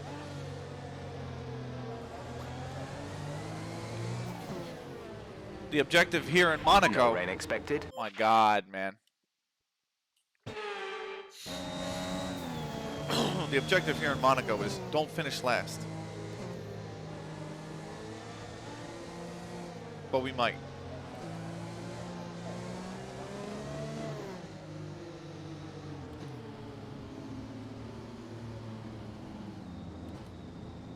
As we wait, everybody's got to go through the Lowe's hairpin pretty much. I mean, what a backup. This is going to be a nightmare for lap one. This is going to be so tough for lap one.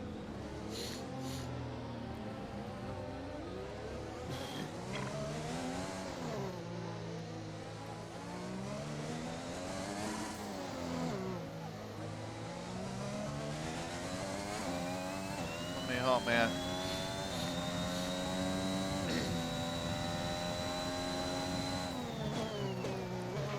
Conditions look stable at the moment.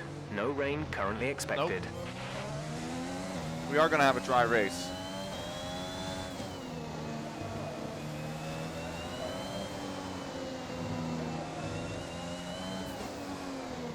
But it is going to be an ugly one. Monaco is generally just so difficult to drive. Like, I just can't get over how tough it is. to both race, keep it out of the wall here, and find pace. Like,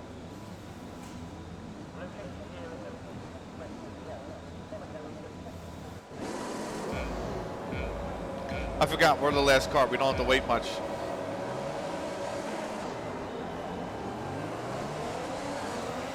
It's a decent. I thought it was a decent getaway. We're monitoring somewhere on the ICE.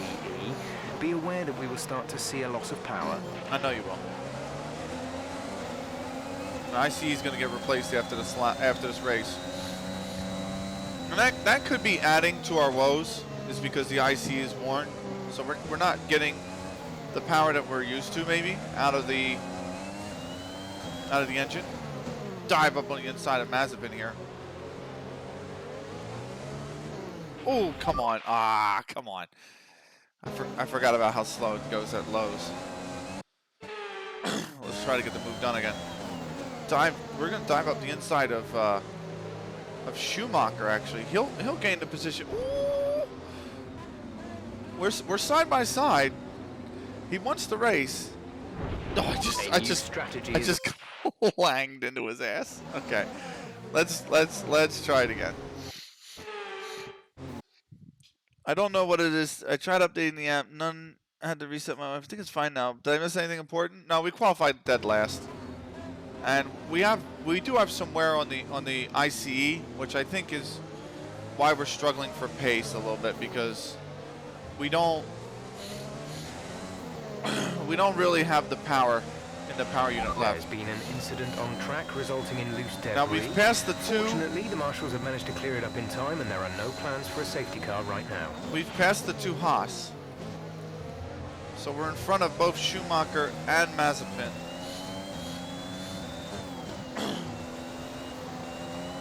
Which I'll take for lap one. The question is, how far can we stay ahead of them? Because I don't think it's going to be very.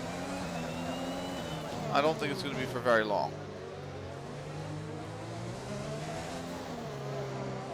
Remember, DRS comes at the end of lap 3. There is only one DRS zone, and that is this straight.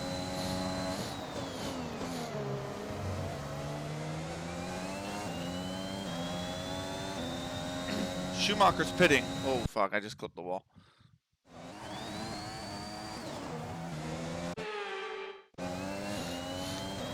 Schumacher is pitting for a new wing. So that's just Mazepin behind us now.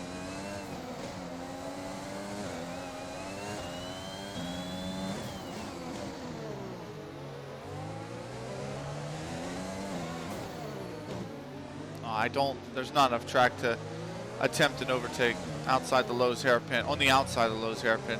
I know Jeff says it's not an overtaking spot. It can be on the AI in this game.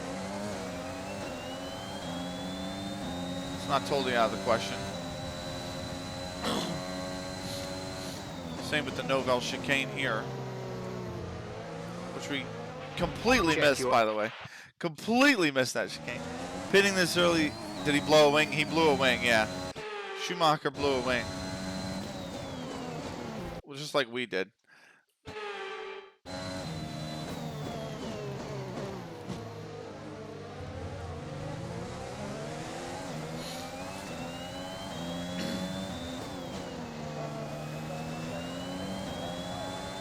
So Schumacher's 27 back, but on our booty is Mazepin, and that is going to help his cause. He is right on our tail.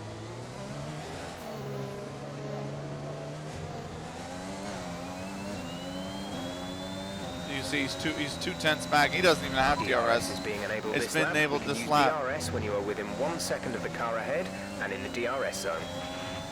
So he gains on us up the hill. I'm not within a second of Ilott, my teammate in front of me.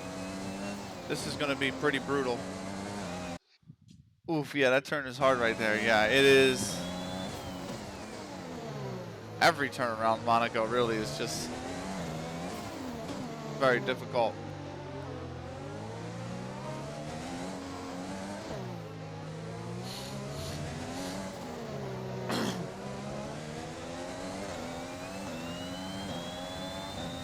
We do okay, really, honestly, in that middle sector.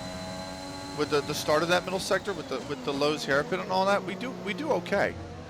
But it's down here where we lose a lot of time.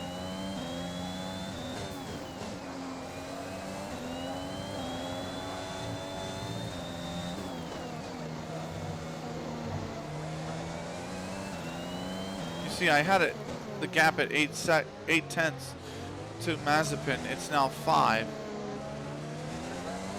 And he has got DRS. I literally just am outside DRS zone for ILOT. So the only thing with DRS around here is this straight's really not long enough.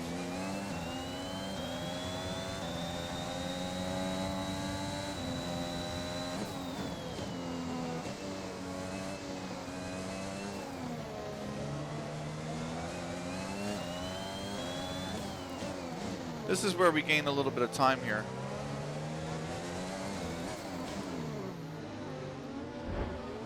I just clipped him. Had I not clipped him, I would have been able to continue. But the wings are so delicate.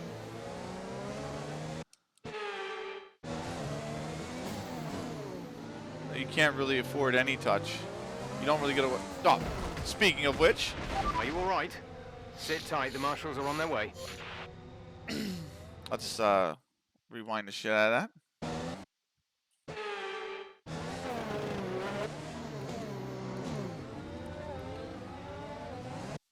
I fucked up my. I accidentally hit the change camera button last time out too.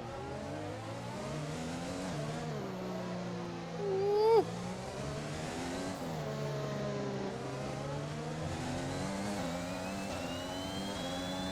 I am running out of ERS to stay in front of Mazepin. Schumacher's actually taken 3 seconds just off of our time. Like, damn hard hit, yeah. Monaco's just unforgiving, man.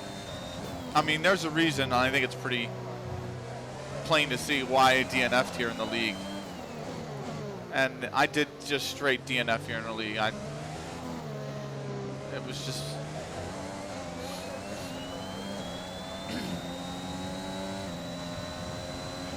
You're losing a small amount of time to the car behind. Keep pushing.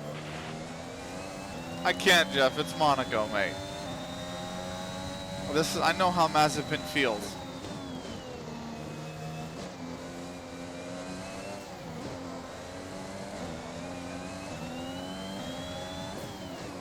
So I feel like we're just going to get through this race and we'll be back better than ever for Baku this weekend. By the way, this weekend, speaking of this weekend, we might do on Saturday, we might do a subathon. And we might have some stuff to give away for said subathon.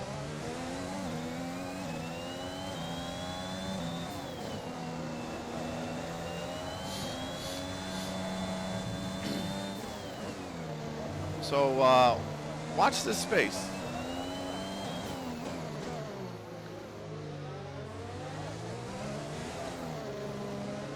We got DRS on ILOT. Ooh, we found a little bit of pace. Look at that. We got DRS on ILOT and we broke DRS from Mazepin.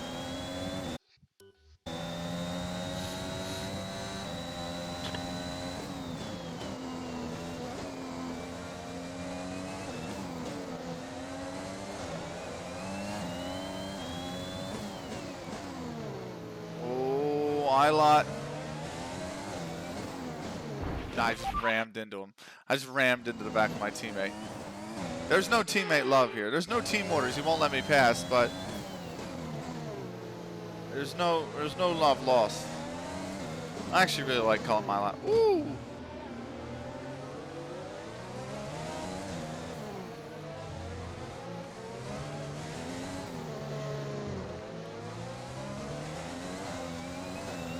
Any challenges? I don't know.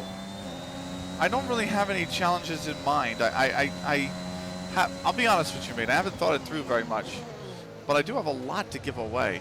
So I think I think I'm going to do like a $20 Steam gift card, a $50 Steam gift card. I have a Philadelphia Union jersey in size medium we're going to be giving away. I probably will give away a Union scarf at some point as well.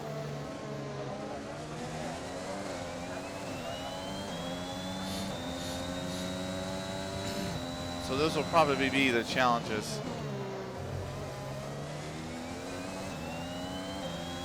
I can't do things like eat spicy food and shit like that because We're accumulating some wear on the MGU. my To manage this, we'll need to lower our ERS deployment mode. my reflux would just get destroyed if I did anything like that. Is 1.5 So- seconds. I can't do anything like eat spicy food or shit like that. Because, I mean, my reflux is bad and it would actually probably wreck my whole weekend. Jersey, ooh, I love jerseys. Yes, this one's really nice actually. It's their current, I don't know if you want to Google it, but it's called the BYU kit, BYU. And it's the current year. So it's the 2021 Philadelphia Union BYU kit. Whether you're a fan of football or not, it's just a really nice looking kit. It's a really nice looking jersey. Oh, I slammed the wall. Yeah, spicy food loves and hates me. I can't eat it. But I have like actual like I have like a severe reflux condition, so if I eat spicy food, it's over for me. Like I'm gonna be pretty wrecked for a few days. And I'm trying not to do that to my body. I'm certainly too old to be doing that to my body anymore, so.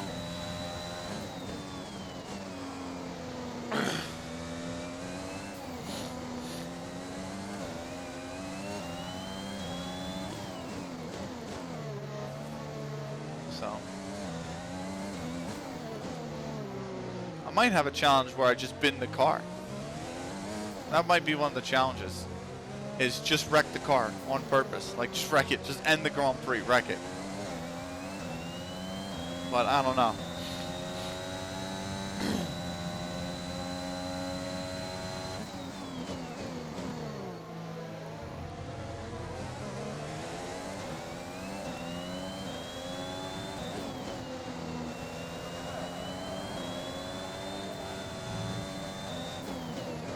I haven't really thought it through very much, so. We can put the cam on, that'll be one. Putting the camera on will be one.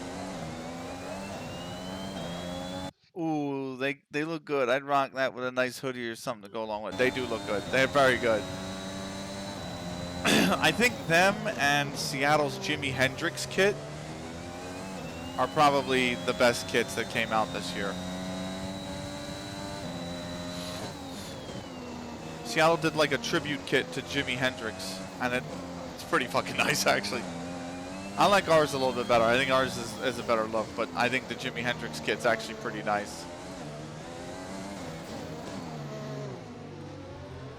So.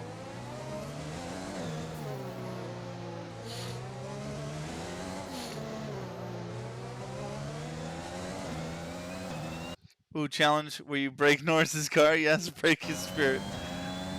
I'll crash somebody on purpose. Okay.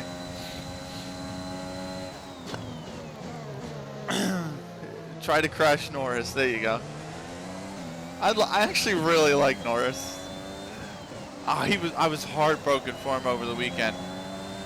Lando Norris is very young. He's 21, and he qualified on pole for the Russian Grand Prix. It was his first ever pole in Formula One. Now he's only been in Formula One a few years. So he's got a whole career ahead of him, but he got his first pole. And he was in second place for the first 14 laps. And he overtook Carlos Sainz to get the lead back. And he was in the lead pretty much the whole way through. Now, Sochi is 52 laps, the Russian The track. gap to the car ahead is 1.8 And he seconds. was leading on lap 49, right? Rain hits the track.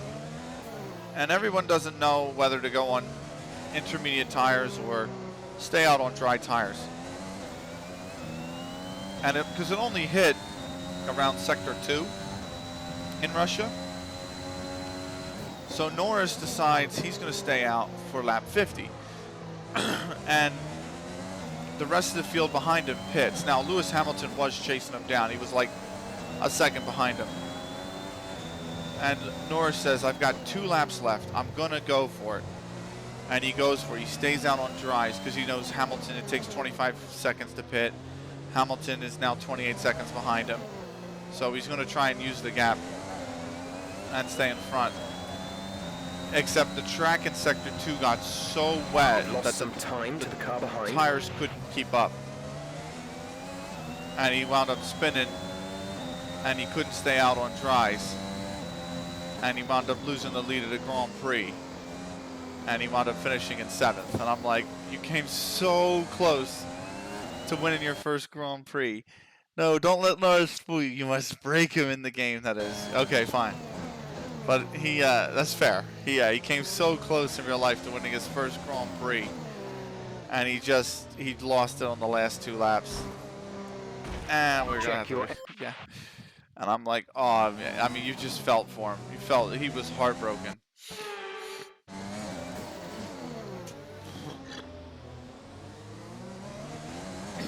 And Norris is well liked by a lot of other drivers, by a lot of fans.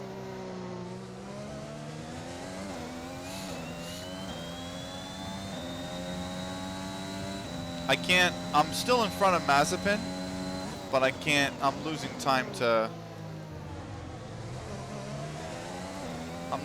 our teammate Kalamailot. A new strategy. Yeah, I know. A new strategy available because I hit the fucking wall.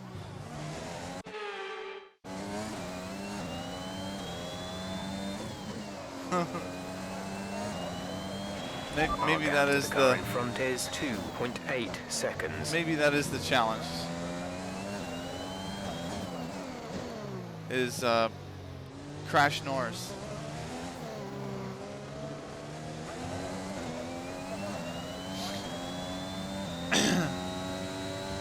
That'll be one at least.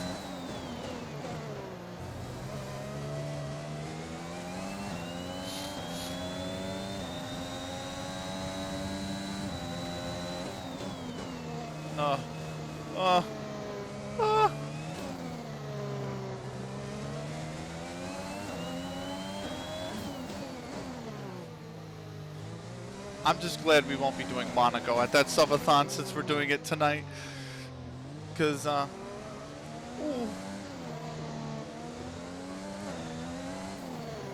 would have hated trying to do this challenge at Monaco. But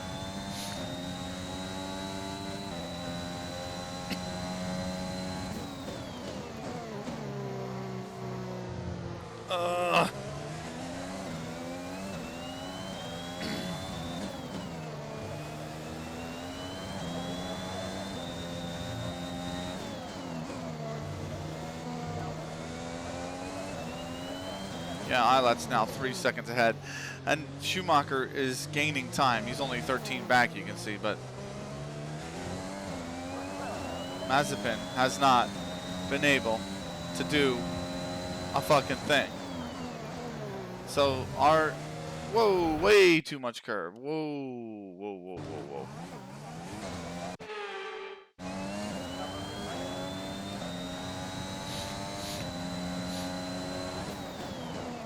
Our race target, our race goal, if you want,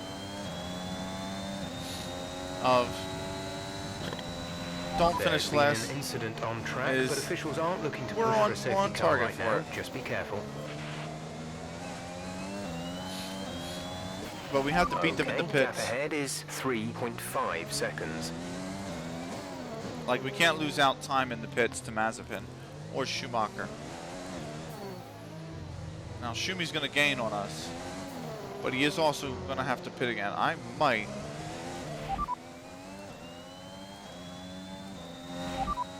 Tire condition is still looking good. Alright, we're still good. Mazepin is right on my ass, actually, and he's could go for a dive up the inside, but we shut the door for now.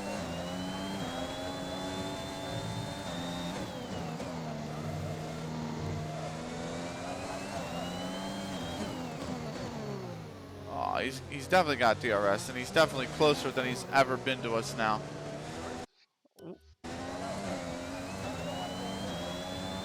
I must use ERS down the straight. I'm out of battery. Amount of time to the car behind. Keep pushing. I'm completely out of battery. Yes, Mazepin, stay back there. Trump, he's too slow. Yeah. Imagine Challenge Monaco. Just got to go fast, no slowing down. That's impossible. It would be.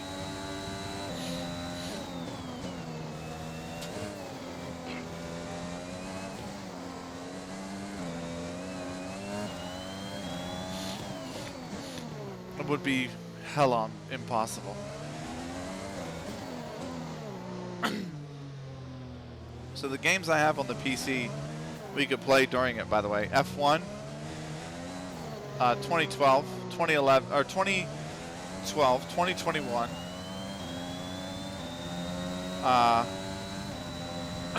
NASCAR Heat 4. That's about it, really. That's the only thing. Unreal Tournament is the only other game I have. Because this game takes up 80 gigs. Unreal Tournament right now takes up 90 gigs. F1 takes up, the 2012 I should say, takes up 10 gigs. So right there, that's 180.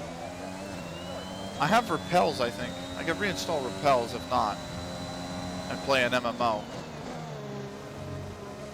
But it is super grindy. Super fucking grindy.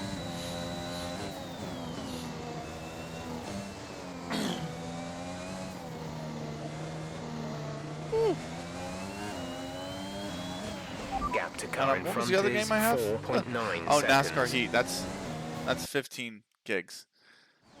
So that's like 215 or 200. Yeah, I'm about 205 gigs right there.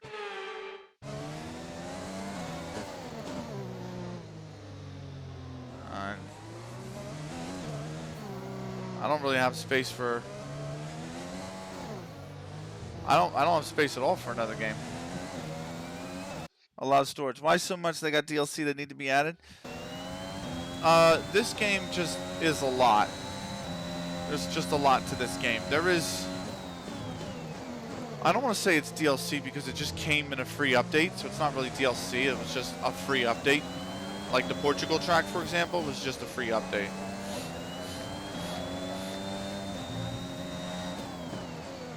But Unreal Tournament, I have a ton of mods for.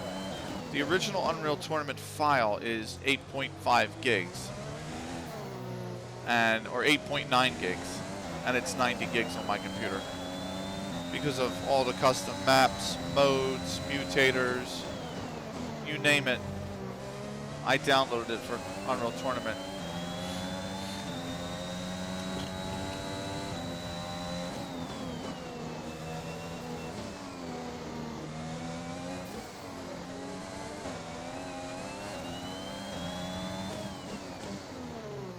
So,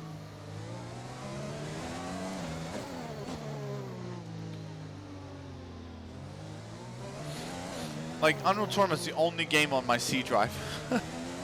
Everything else is on the D drive. Because Unreal Tournament just takes up so much space.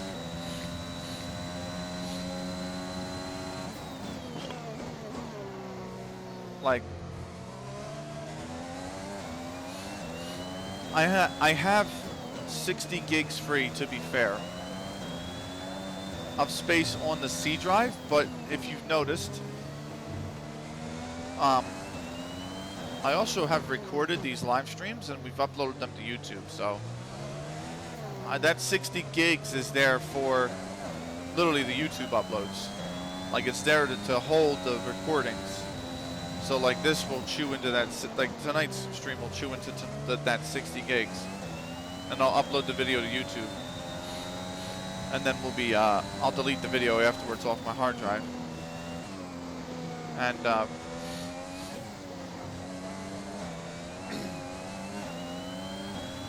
we'll go again. So I actually have Tuesday stream that I'll probably upload to the YouTube tonight. And then I'll probably upload this tomorrow night after my league race.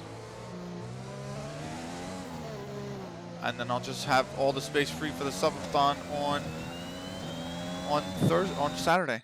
Man, Mazepin is riding so hard. He needs to hit us corner or something. Man needs a break. Mans needs a break. Yeah, he is on my ass.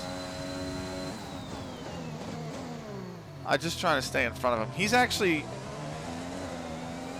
the slower of the two Haas drivers. The gap to the It's car just ahead Mick is 6.9 seconds. got mega unlucky, and he lost his front wing on lap 1, so he had to pit. And you could see he's chewed into that time. He's now only 6/10 or 6 seconds back. But my tires are going. I mean, like, look at my tires, 33 and 32. I'm not blocking you, Mazepin. I've got the racing line, and I intend to keep it. But you can see he was getting ready to have a look there. He does want the booty. The question is, does he need to go grocery shopping? He is all on my ass.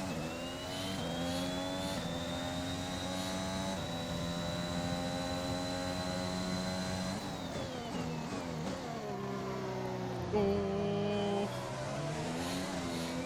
We're already 18 laps in though. And the leaders are just going down to the hairpin right now, so.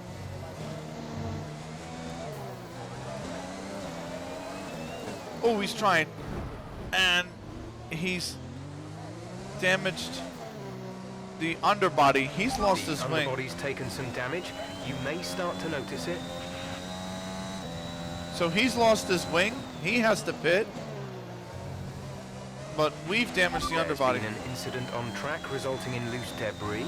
Fortunately, the marshals have managed to clear it up in time, and there are no plans that for a means safety that- car right now. First off, that helps us. It means Mazepin's got to pit. He's going to lose all that time. Ooh. All right, let's at least rewind for the wing. No booty for him. Back. Yeah, but he did clap my cheeks a little. Like, my underbody is damaged. I don't know if you can see it. I'll bring up the MFD. If you notice, on the very outside of the main part of the car, it's a lighter shade of green. So we do have some underbody damage, and that is going to affect the car. So we're a wounded warrior running around this track now. Careful, we think you're going to start losing some tire grip around now.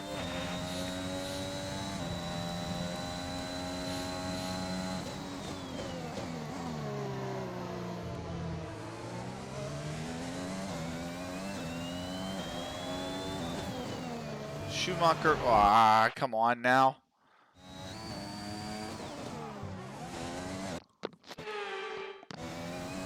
Schumacher's only 1.6 back. Mazepin went on the hard compound of tire. But look who's right behind Schumacher, by the way. Look who's right behind him. It's Hamilton.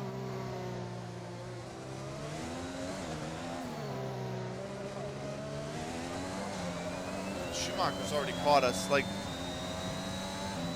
the damage to the underbody is front just is 9.1 seconds. really bad. Schumacher's going to want to make a pass.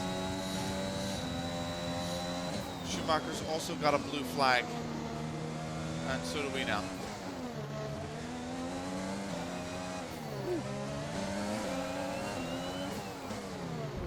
Hamilton, come on, mate.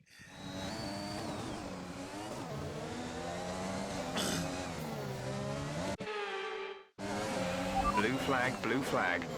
Yep, I took care of the blue flag there, Jeff. Raikkonen has pitted. He's 7 seconds back. Or 7 seconds up the road. So Raikkonen's going on to the hards. Mick is... We think the underbody's incurred some slight damage, but nothing too serious. Yes, we know the underbody has incurred some slight damage. But we can stay out. Oh no, Shumi might be a problem now. Fuck, kill one roach and the rest start. Yeah, I know.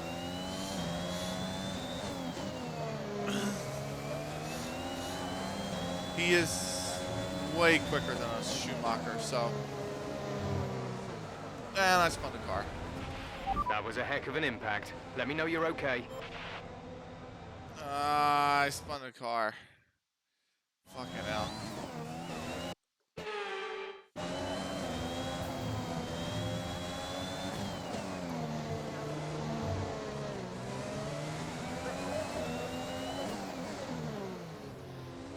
He is.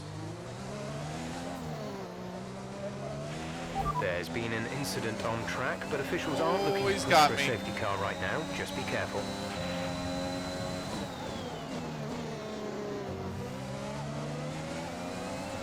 That's unfortunate. He's fast.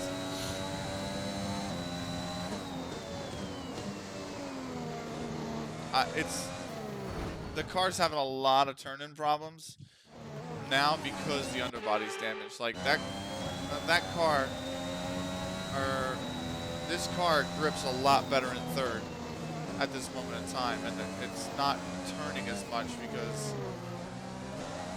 the underbody is damaged. So,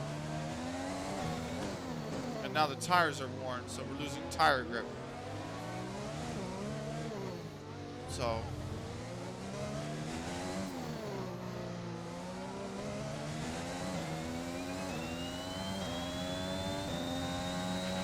The gap to the car behind is 21.1 seconds.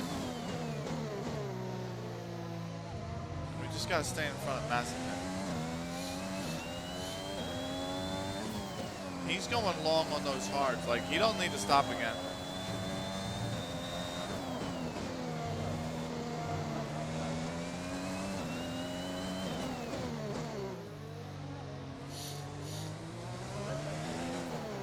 We're gonna be coming out on mediums.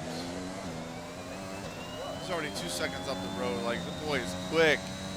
Schumacher We're is approaching the quick. pit window. You'll be on the mediums. Verstappen does a 13.4. We're 3.5 seconds slower than that.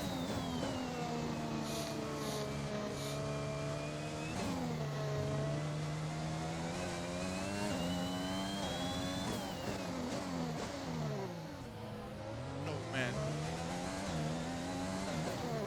About to be a blue flag here.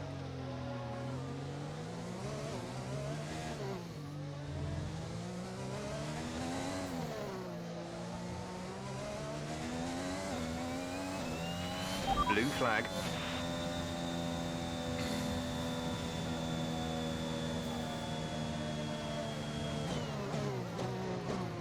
So we let Bottas go.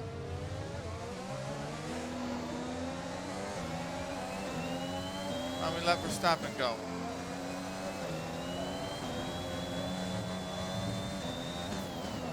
Okay.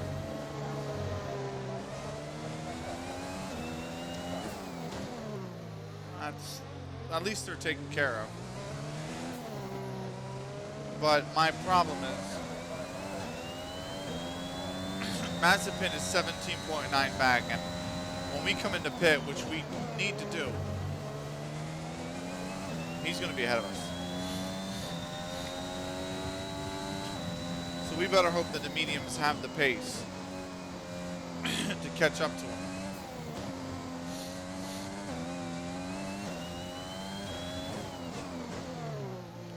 Because as of right now, we're on track for last place, P22 in the Grand Prix.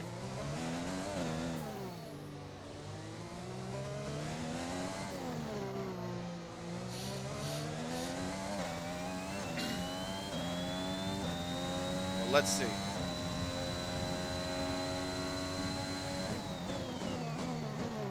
Let's see if we can do anything about it.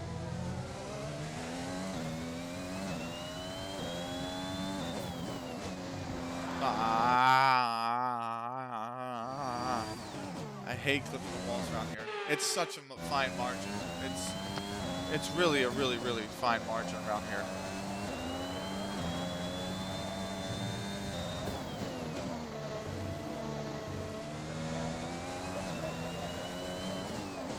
Now, if you remember the driver career that we had around the stream we had Tuesday, right? That was our driver career mode. So push now. And in that mode, we raced Baku, and we had so much pace in Baku. It was a complete opposite of Monaco. Monaco, I have no pace right now, none whatsoever. In Baku, at least in the driver career, it was one of the quickest. It was one of the tracks I was quickest at.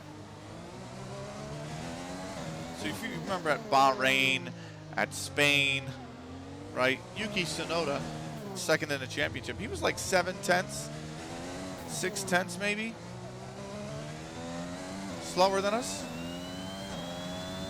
Competitive, right? At Monaco, we won the sprint race on the very last lap of the race. In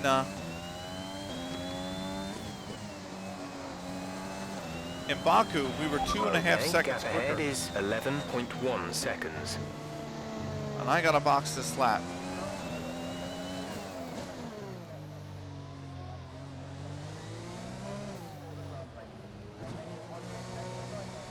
So, we'll see. Mazepin is gonna pass us. This is Mazepin right here. And he is coming down. This is, I think, Bottas again. Complete, go now. This is Mazepin. He is going to pass us.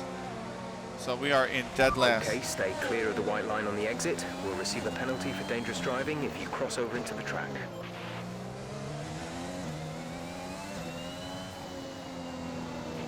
Blue flag, blue flag.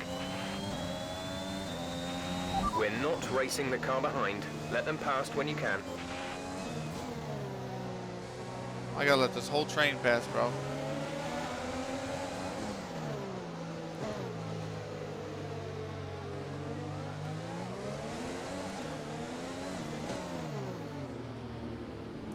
I'll let this whole dang on train pass.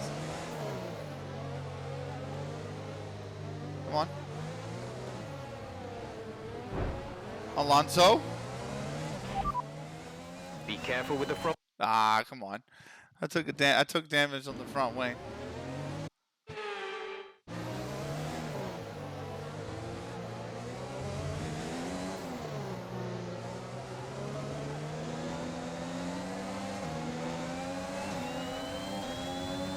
Much better.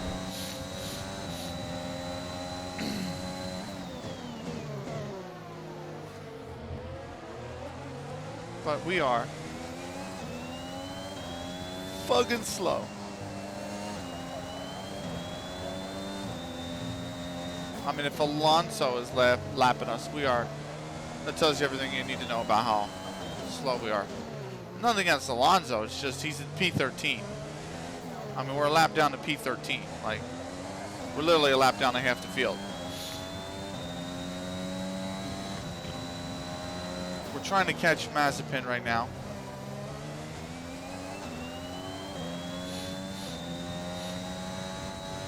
Who is on the hard compound tire.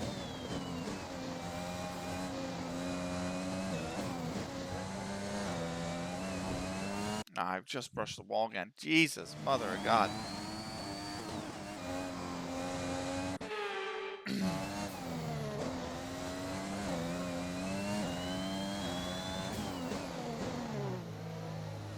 Operation Catch Mazepin. That's what it is.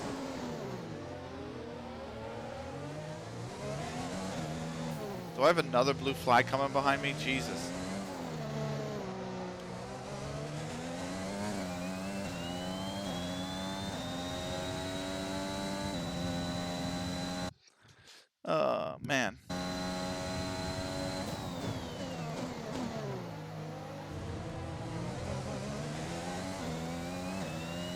We have cut into the time, actually, of Mazepin.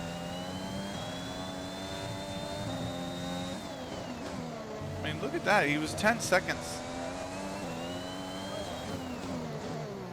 He's now 8.5. Maybe he is catchable. Maybe. Just maybe. He's catchable. We're trailing our teammate by 46.9 seconds. That was our best lap of the race so far, Blue 16.6. flag.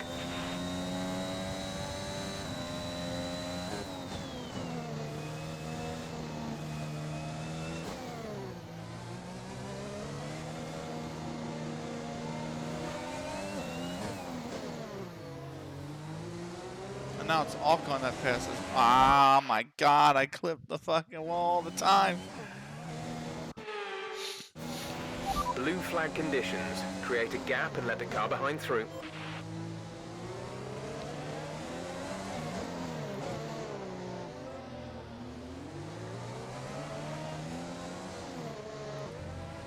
I'm gonna get another one here.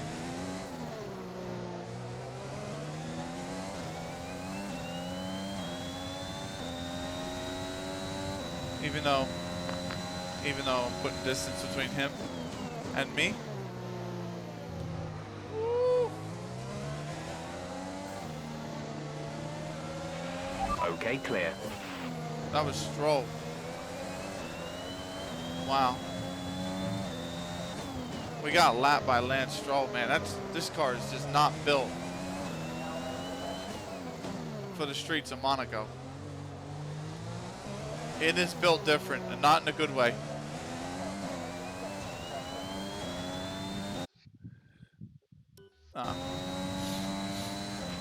Gap to car in front is 4.0 seconds. We are catching Mazepin, though.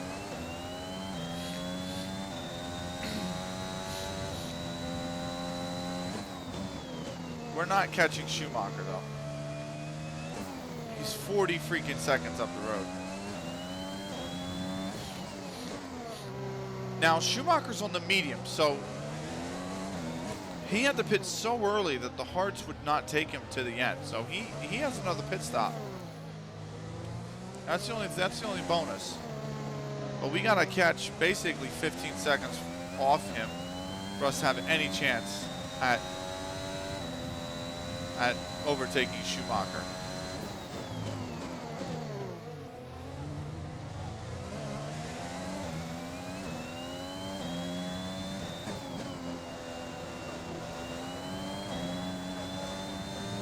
We are going to make Mazepin our little bitch, though.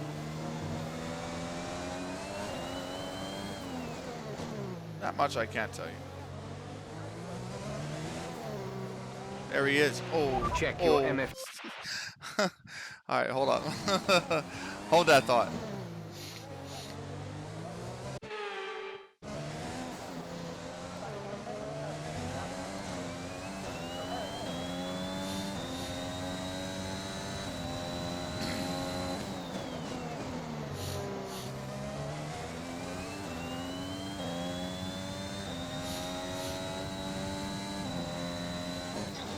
He has me on the run up the hill, right?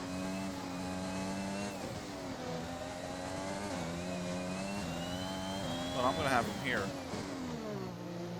And down into Lowe's hairpin.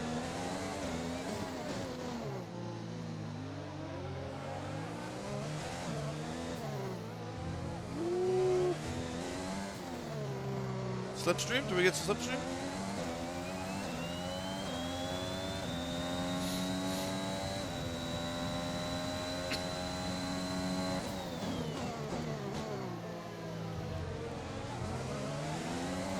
Catch him.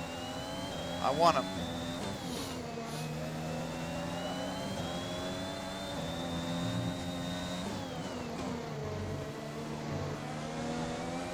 We're gonna get DRS.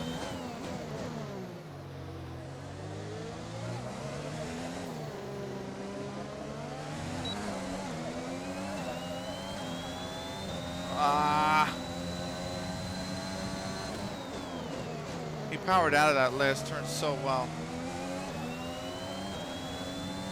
Maybe I have to get him down into the Novell chicane or something, right? Because we're quicker, like we said, in that second sector.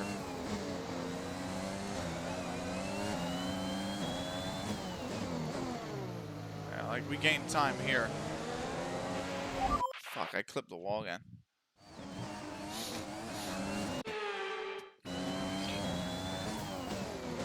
I'm just gonna completely clang into the back of them.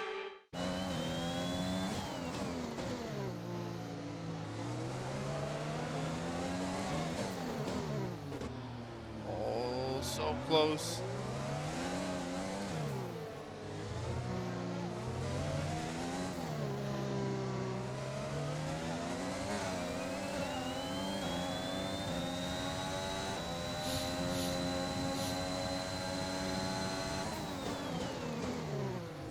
I've completely cut the chicane.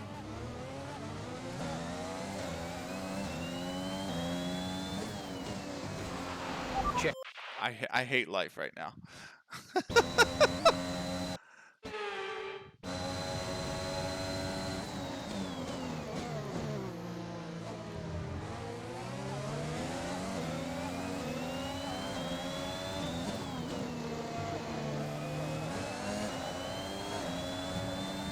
No, I fucking absolutely okay? obliterated the car. That was a big one. Confirm you're okay, Absolutely please. obliterated the car there. That was not good. I lost track of where I was on the track. Like,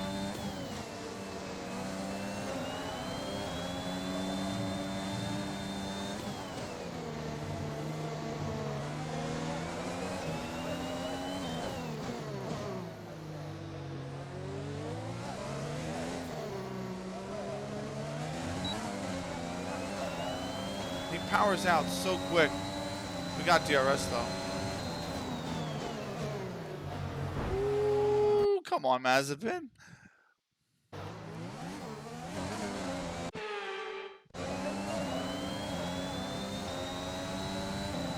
Now you see why overtaking in Monaco is so damn difficult.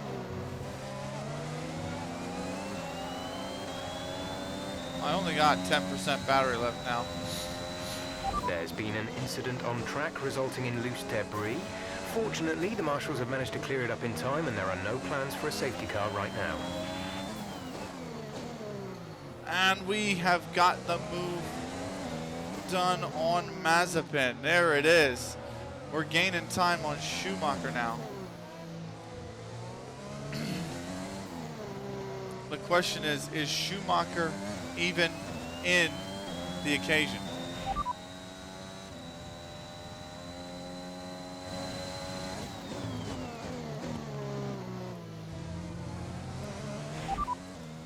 The underbody's taken a little damage. Watch out for it. No need to worry about tyre condition for now. Everything's looking good.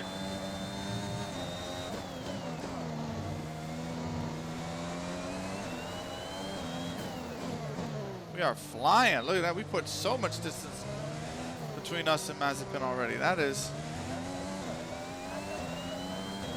impressive.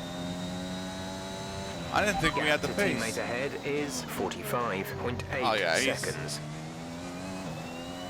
Ilot's. Okay, well, I mean, we're not doing too hot, but Ilot's doing. He's doing better than us, I'll put it that way. The question is, are we going to catch Schumacher? Remember, he has to pit again.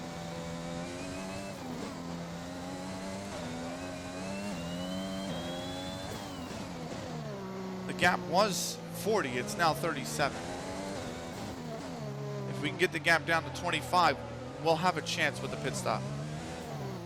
That's the target, is to make up about 12 more seconds on Schumacher. Tire wear is fine for us.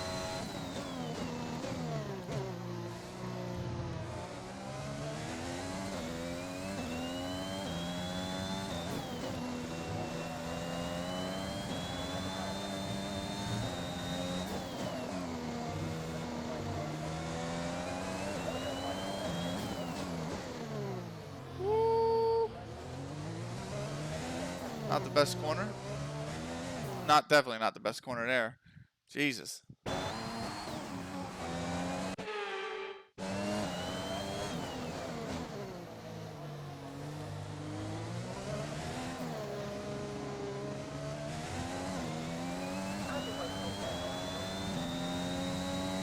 I mean, we're really slowly reeling in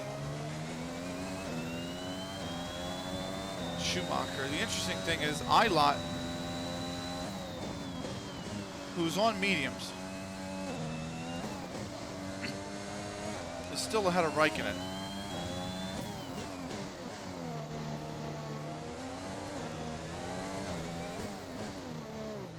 And is he going to be able to stay ahead of Raikkonen? I don't think he will, even though he has the tire advantage.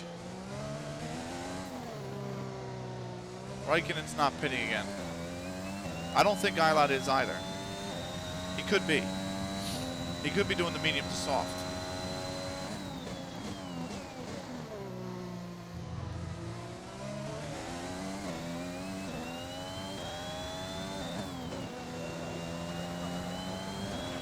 The gap to the car ahead is 35.8 seconds. We've cut it down some more. I think I just took... We think the underbodies incurred some slight damage, but nothing too serious. No tyre concerns at the moment. I got away Just with focus clipping on the the wall driving. there.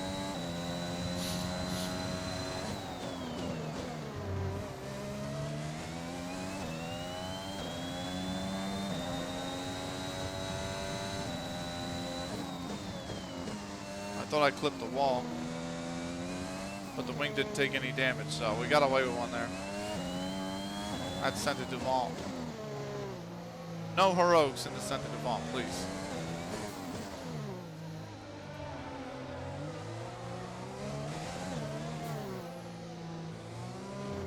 Okay, well that's a clip.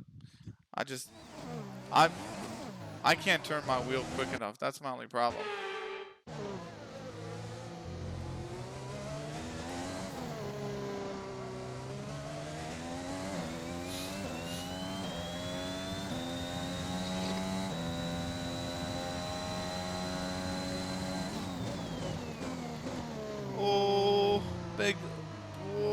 Big loss of frames. Holy moly.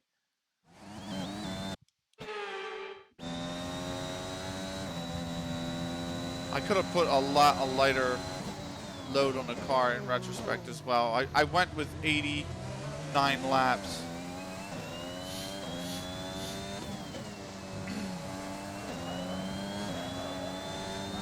Which is plus 11. You can see we're now just plus 985, but even so. Tells me I probably could have put on like 81 and got away with it. I got a blue flag coming. Right now, Mazepin's got it.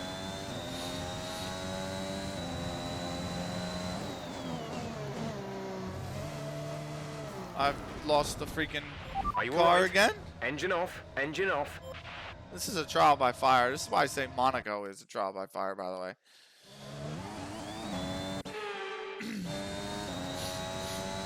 It did not take us long to DNF in the league race, by the way. It took me like maybe, what, 7, 10 laps, I think? And it was a full 100%er like this is. It was a full 78 laps.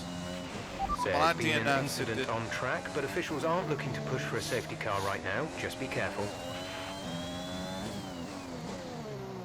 I've had I DNF'd on lap, what, 14? Something like that, around Circuit of the Americas. In the league, and then I DNF'd on turn 1. Literally turn 1, lap 1. At Abu Dhabi. Last night.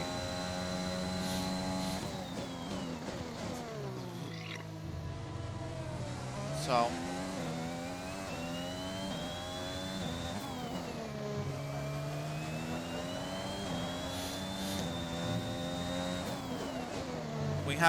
We've lost the time we were cutting into Schumacher. We're no longer cutting into time. It was down to 35, it's now back up to Our gap to 36. the car in front is 36.8 seconds.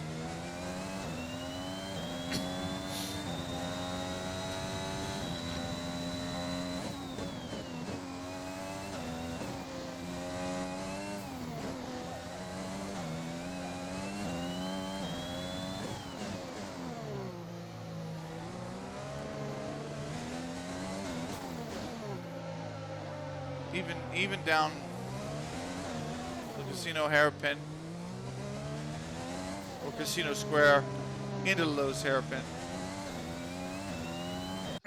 I'm not really able to get in a position where I can keep cutting time off Schumacher. So we are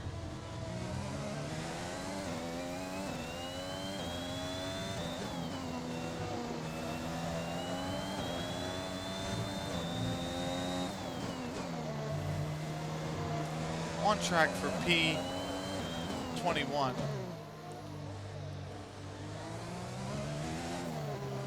That is a lap car coming up behind me. I believe it's one of the Red Bulls. It's probably We're Perez. trailing our teammate by 43.3 seconds.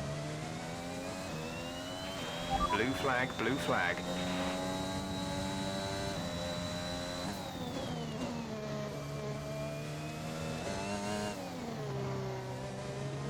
Let's let him by. No, it's Verstappen. It's the leader. We're now 2 laps down.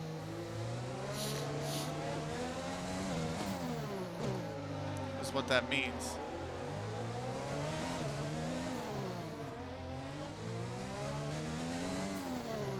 Man.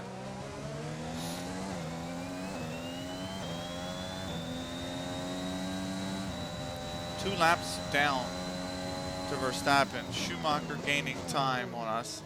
We're not able to catch him anymore. Even cutting the shit out of the Novell chicane, we're not able to catch him. And I mean, I've cut the shit out that chicane. Like that is, there is no way this is a legal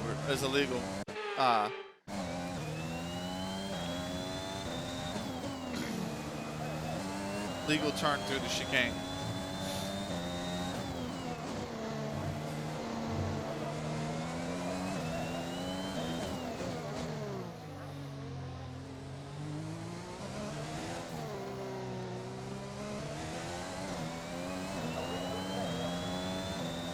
How's the tires? 10%. Okay, gap ahead is 37.5 seconds. Even, whoa, that was a big climb. Even cutting the chicane here, like, you know, we still don't gain that much time. Our gap behind is 5.7 seconds.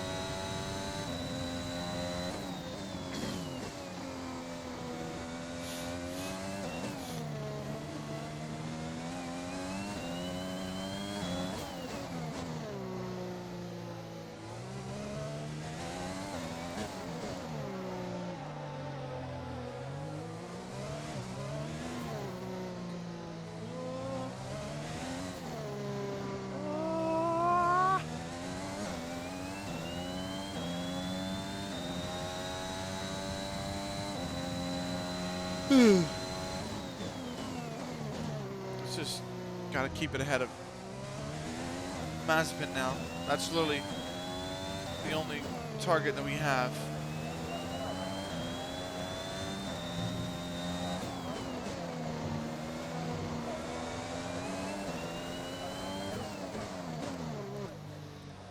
This is Mirabeau. This is Saint Devant right here. You cannot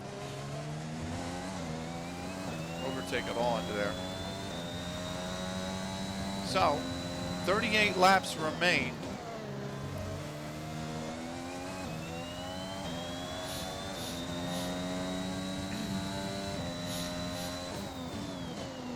Schumacher's been gaining time on us this whole...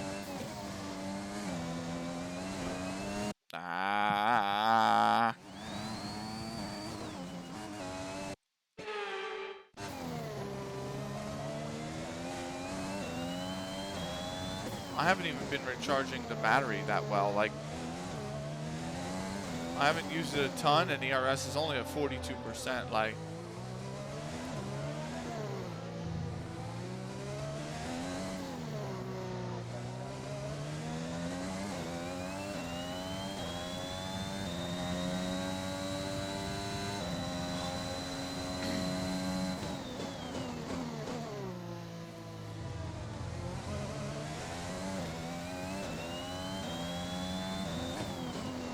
good thing we didn't burn on strict, otherwise we'd be even slower in terms of the corner cutting.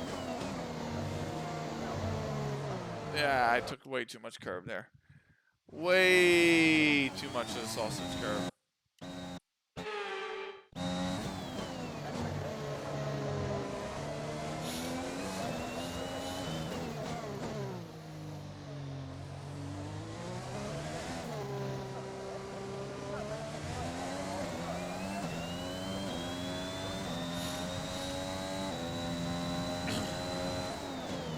The thing that... Oh, he's on mediums. I thought he was on hards for a second. Eilot's staying ahead of Schumacher, or Raikkonen though.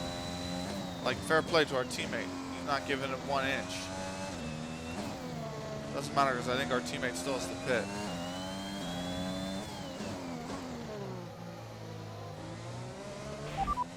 Teammate status? Gap to teammate ahead is 44.4 seconds. They're on old mediums. They're in 18th. The time last lap was a 1:17.4. 1:17.4 last lap. What did we do? Last lap time. That last lap was a 1 minute 17.3. Okay, so we gained literally 1/10. Schumacher in the pits. Schumacher pitting. And he's putting... Is that the hards? He's putting the hards on. This is on. Blue flag. This is on. Schumacher's out of the pits. But this is on. We're gonna...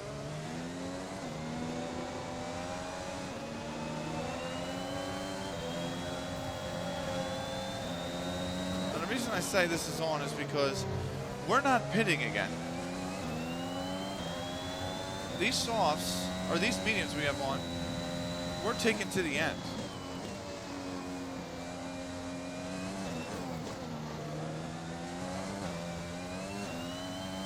And he is on a slower compound of tire for the next 35 laps. Blue flag again? Is it Hamilton?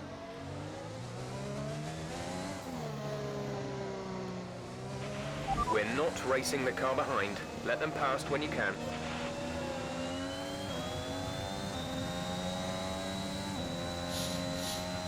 It is. Hamilton's in P4, by the way. Verstappen's leading the Grand Prix, so big shakeup in the championship incoming should those results hold.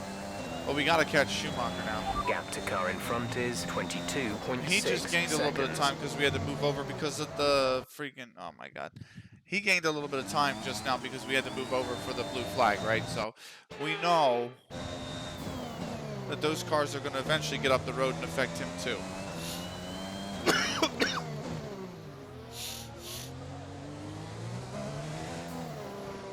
So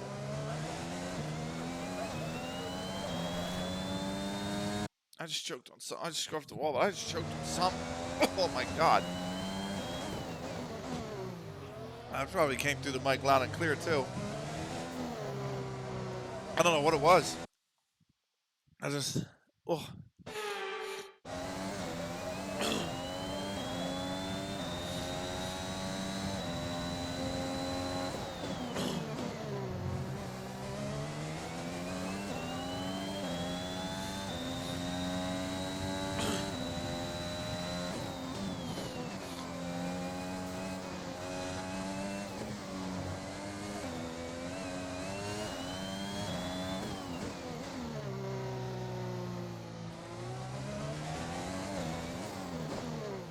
Russell's pitting. We're probably not catching Russell.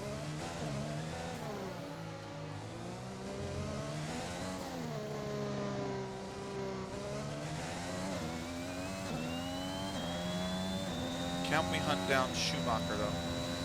I mean, that's a big gap.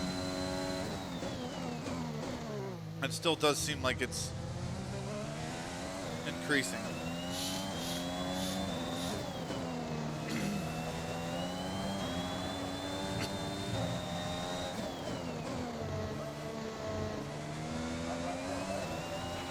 Okay, the gap behind is 6.9 seconds.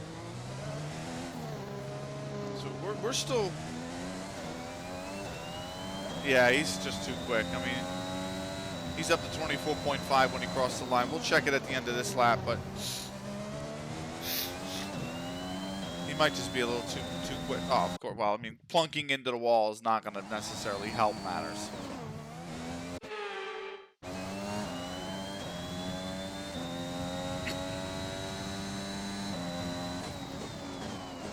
But even on the hards, he is quicker. Now, I'm interested to see the upgrades that we do get for the next race from Baku. Seconds. Because there's 2 weeks between Monaco and Baku, so the upgrades that are going to come in on the car.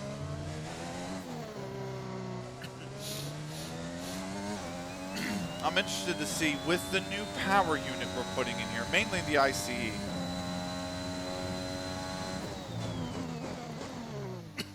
how the car is going to perform relative to the rest of the cars around the field, right? So right now we're struggling to keep pace with Haas. This is Monaco though. I'm naturally slow at this track. At Spain I was well ahead of the Haas in terms of pace, but the split between the Williams, Russell was slightly quicker, but we were quicker than Latifi. We're trailing our teammate by 47.9 seconds. Here, we're just slow, which is fine. We'll just move on to the next race. Not a big deal, but interesting to see, especially on the performance index, where we're really going to rank up in terms of performance of the car.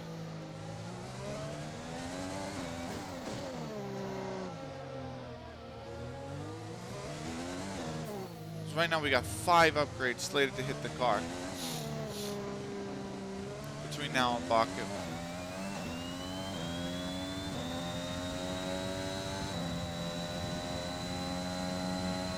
If they all succeed, of course, which we're hoping they will.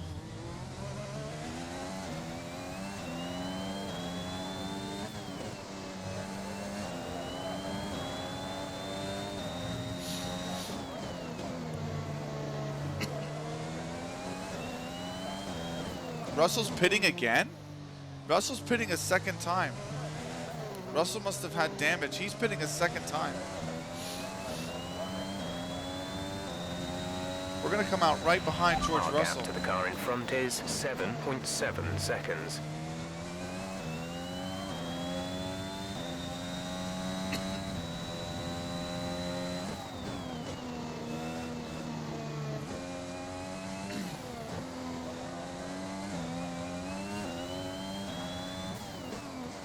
Russell is 5 seconds up the road. He's got so much speed though. Like, he is going to absolutely burst that gap wide open.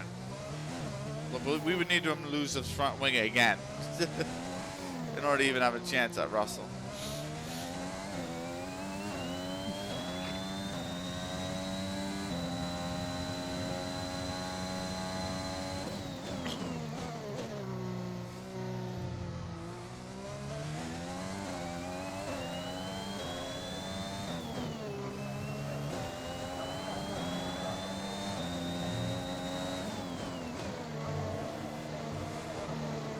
Oh my word, bro.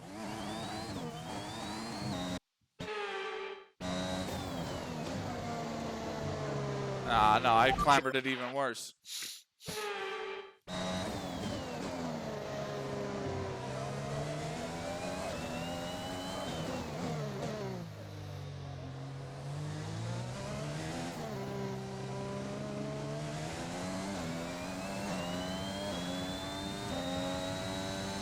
Yeah.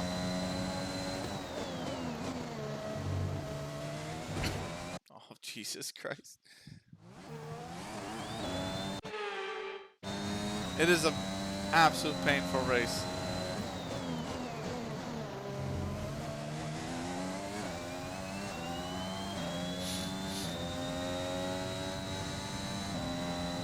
The crazy thing is, I think the leaders have caught up to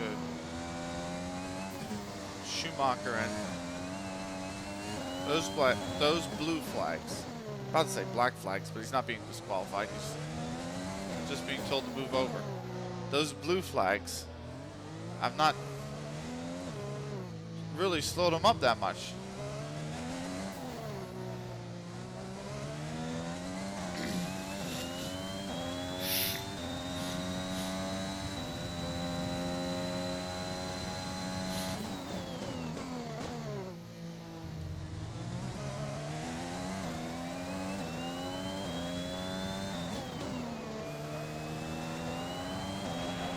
Okay, gap ahead is 9.1 seconds. Yeah, that's...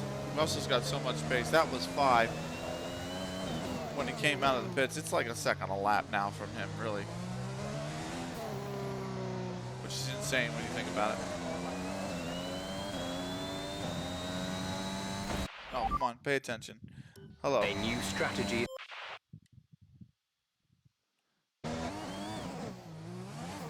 Not paying attention here. Let me check one thing real quick.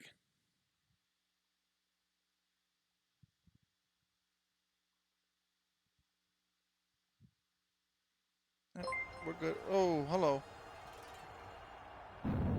Oh, fuck. Here we go. That is a ban.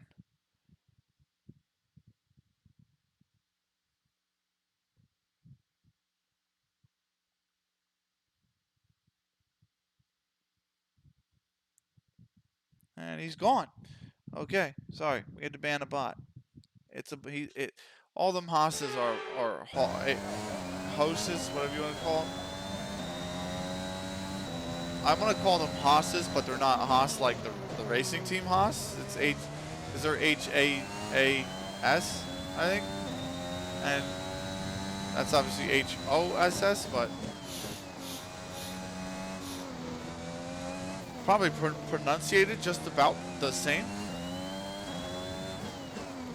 But all those Haas's, they're all bots. Who's in front of us? Somebody's having trouble in front of us?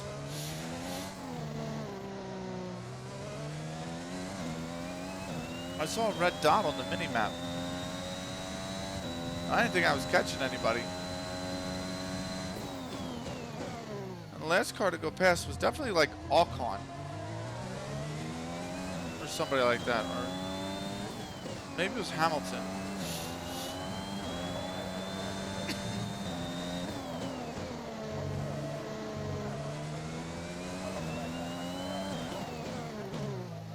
That is not Russell, but that's somebody. I don't think we're going to catch him anyway.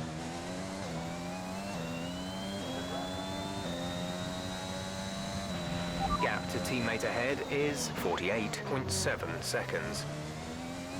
I cut the shit out that chicane. You've lost some time to the car behind. How?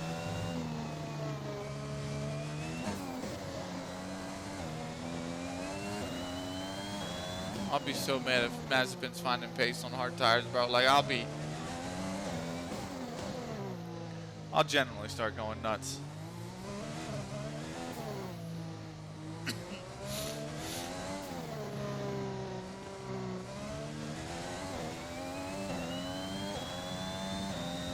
Is it time to start going nuts? That's the question.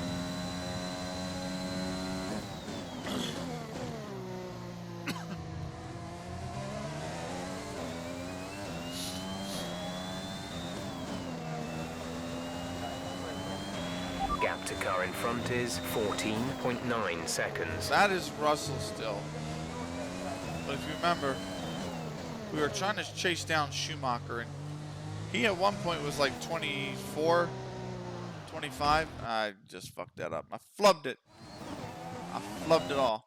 But Schumacher's now 31, by the way. So, definitely not catching him. And Not catching Russell.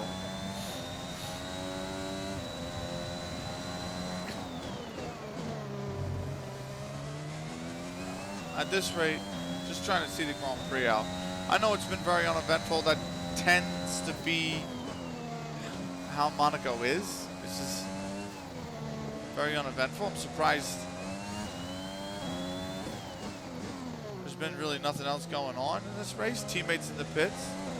So Kalamaila is coming in for his one and only stop.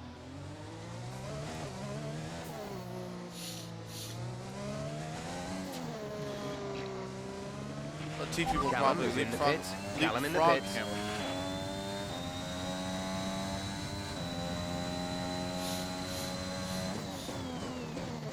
So does Schumacher.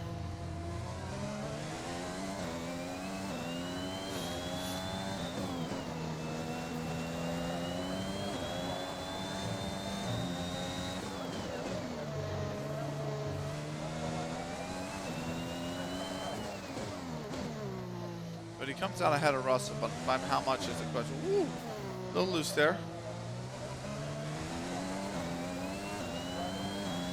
His time has to reset here.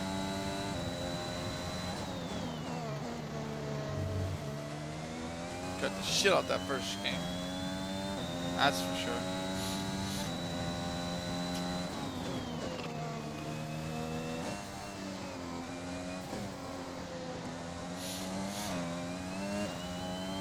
So he's 12 seconds ahead of Russell. He's 4 back from Schumacher. I'm hoping Ilak can chase him down.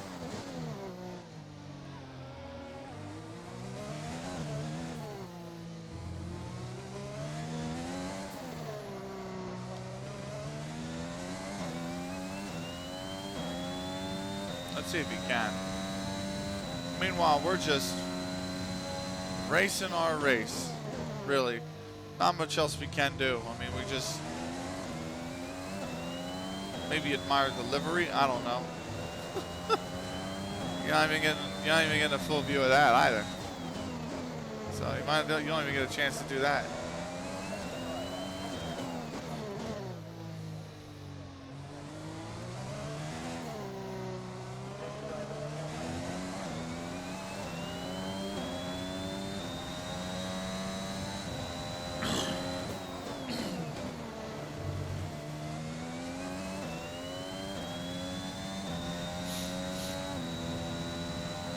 A very uneventful Monaco race, it has to be said.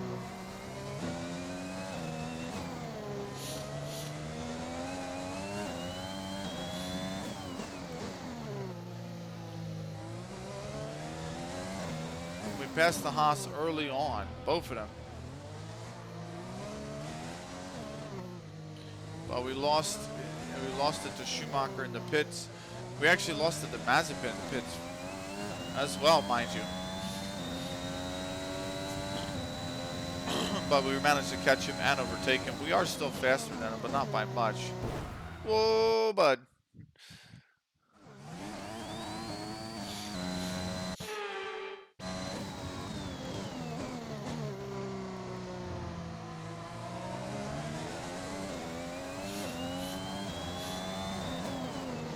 But,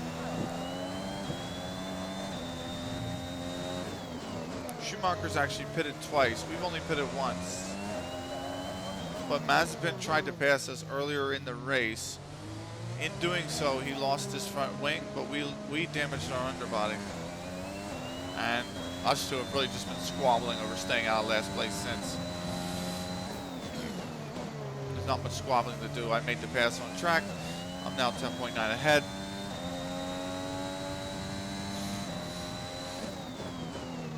Can't catch Russell. Man's too quick.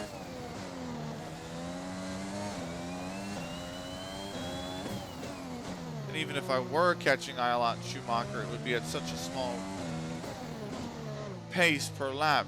And they're so far up the road that it's pretty much impossible right now for me to even think about another position, let alone actually get it into a place where I'm able to do so.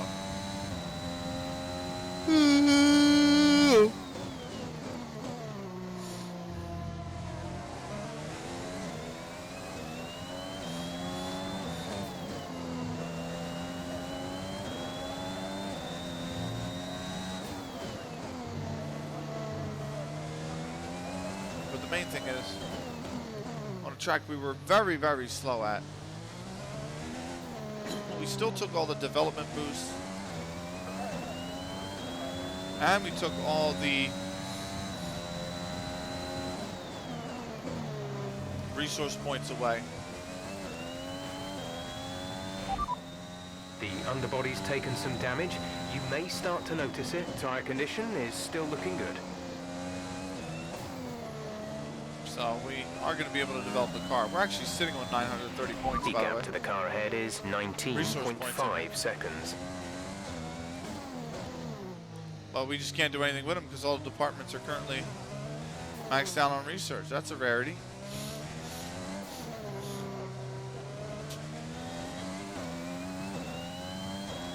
So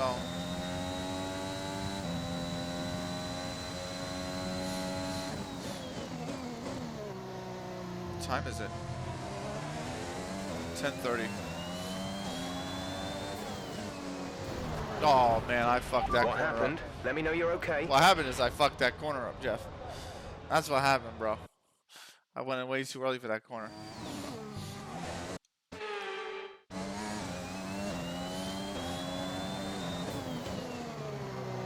Nah, I broke too late for that corner, Jeff.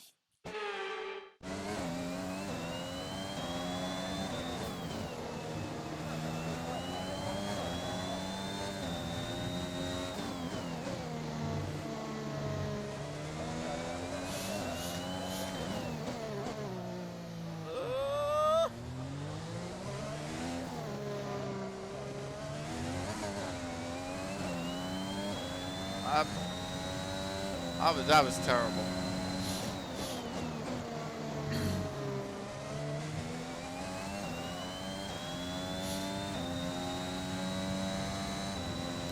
But yeah, stream on Saturday. Potentially a subathon. Blue flag, blue Blue flag. flag. Where does this guy even come from, bro? Like I can't get. Oh, that was a frame drop.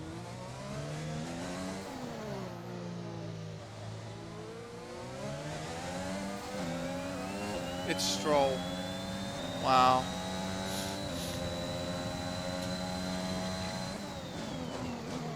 '15th place has put us a lap down. That, whoa, that shows you just how really slow we have been. I mean.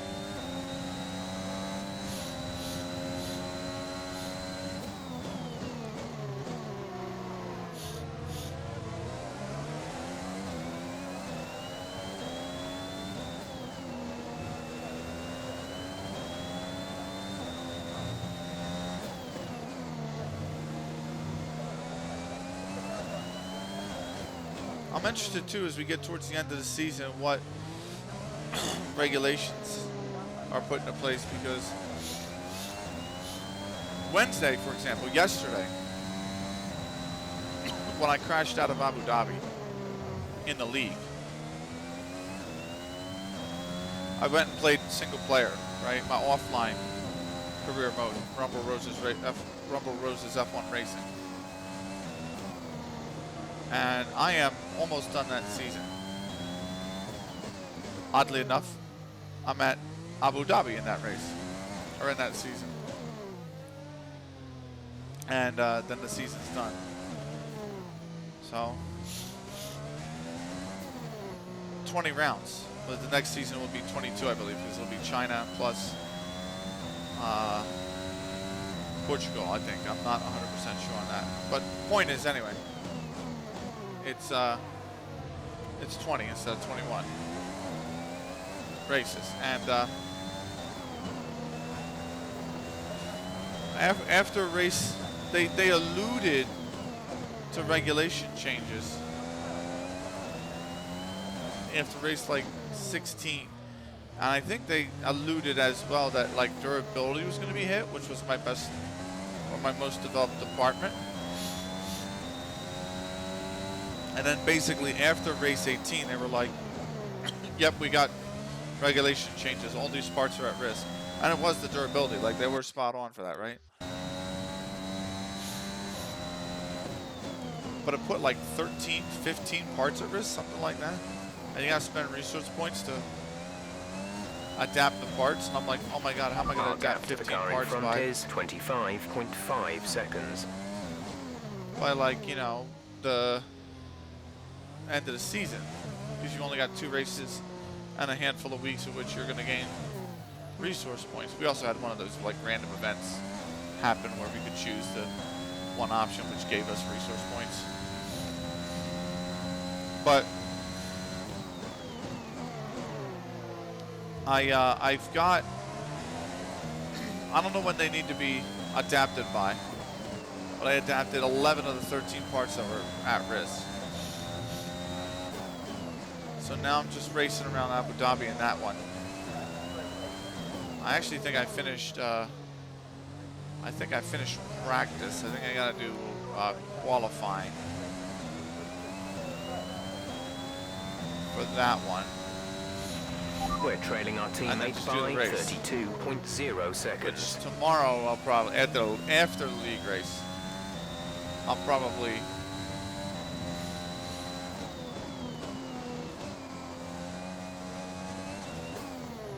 play the qualifying at least.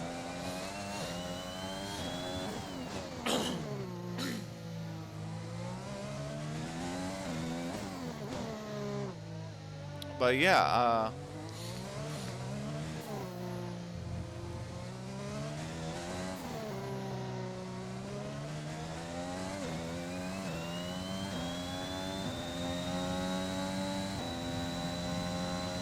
I mean, I'm interested to see what this season's going to be like with the regulation changes at the very end.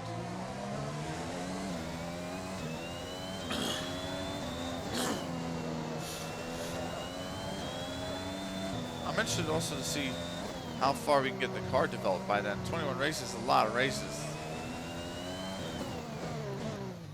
So, I'm wondering if, I don't think they'll add the Qatar track in here. I think that might come in 2022, despite the fact that they're going to race on it this 2021, because they already announced Imola and, like I said, Jeddah. So,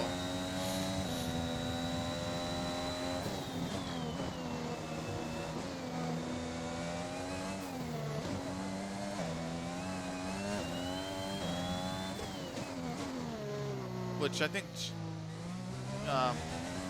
like I said, I'm not really looking forward to the Saudi Arabia track. Imola, I love though. That's a classic track. Everybody, I mean, I have a love-hate relationship with Imola, obviously because of the 1994 Grand Prix. Rest in peace, the legends, Roland Ratzenberger and Ayrton Senna. But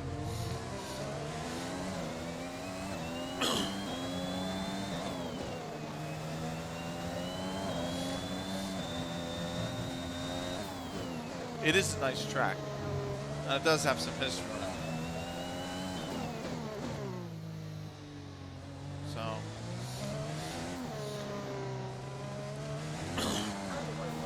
I've really F them hall spots. I agree. How you doing, Hidakiri? How you been, man?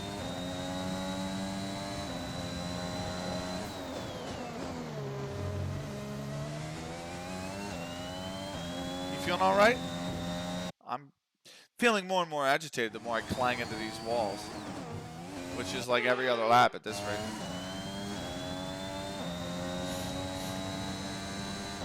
Which is like every turn at this rate.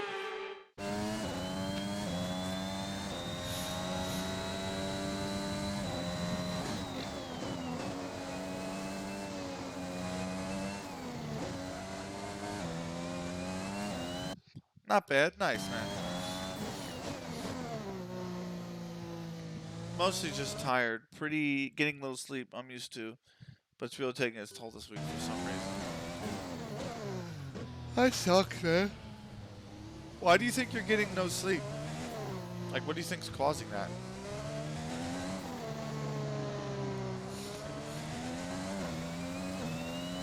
I mean, I didn't sleep particularly too great last night. I went to bed earlier than I have all week, and that was like 10:30. But I woke up at,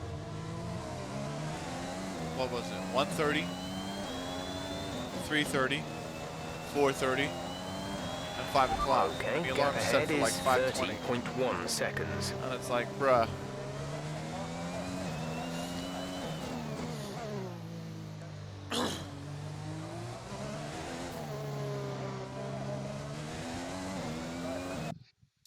Not sure. I've had insomnia for 5 years now. My guess would be anxiety. That sucks. That really sucks, man.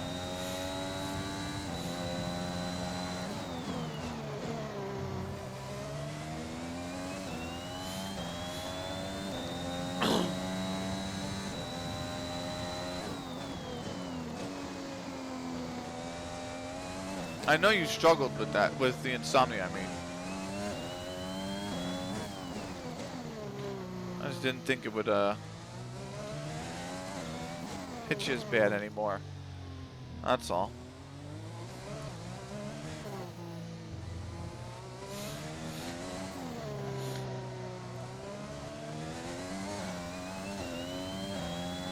I don't know, maybe I'm naive.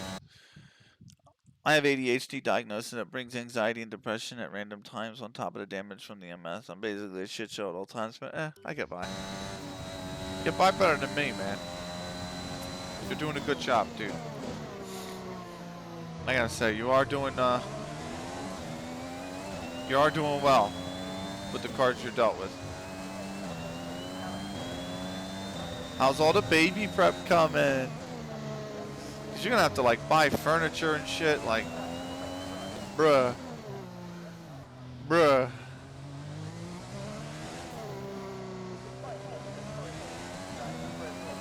Thanks.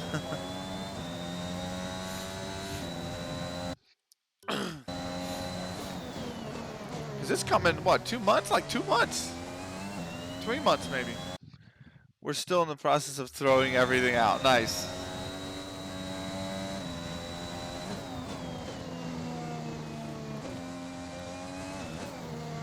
Throwing what out, though? Like, just old shit you don't need anymore to make space? Like, is that what you mean?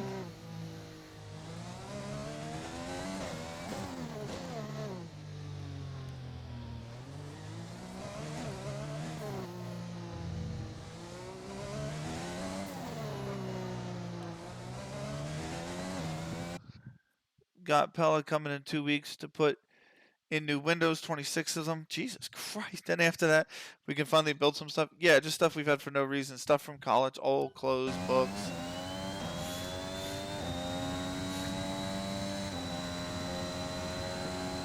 You sound as bad as my dad. No, I'm just teasing. That's harsh. My dad and mom are polar opposites. My mom will keep nothing. Doesn't even matter if it's of a value. It doesn't even matter if it's something you want to hold on to because the value will increase over time. Like my Pokemon cards, because I have. Okay, yes, I don't have anything super fantastic. I don't have a Charizard Holo or anything like that. But I got a lot of first edition Pokemon cards and are in perfect condition. I could probably get them graded and they would be somewhere around an 8.5 to a 9. Like, same with a lot of my first edition Yu-Gi-Oh cards, which I do have quite a few number of holos for them, right? Something that you would want to definitely hold on to and let them increase in value. And she's like, can we get rid of them? I'm like, no. First off, A, that's my childhood. Second off, B, is 33.5 seconds. But my dad will be like, like I have a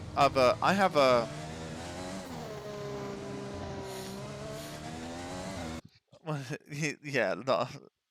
I lived in 9 places in 10 years. Wow. Yeah, oh yeah, fuck no. Exactly. But then at the same time, my dad's the polar opposite. My dad is like, I have a container, right? And right now I've been using it to like store fruit in, like to take to work, right? Like blueberries, strawberries, but I chop up bananas and stuff like that. And obviously, like, when you put all that in a container, right, sometimes the blueberries burst. And the lid has a massive fucking crack in it, right? Like a massive crack. and sometimes it's leaking. So like the sweat from the bananas and stuff like that or whatever leaks, and it gets all over the inside of my lunch bag. And he'll look at it and he'll be like, turbocharger is on its last legs. he'll look at it and be like, nothing wrong with it. Let's try to keep mileage on it to a minimum. I'm like, mate. He's like, it's still good, we can still use it. I'm like, it costs like $5. Like, I will go buy a replacement. You're right? increasing the gap on the car behind by Please 5 dispose tenths per of it. lap.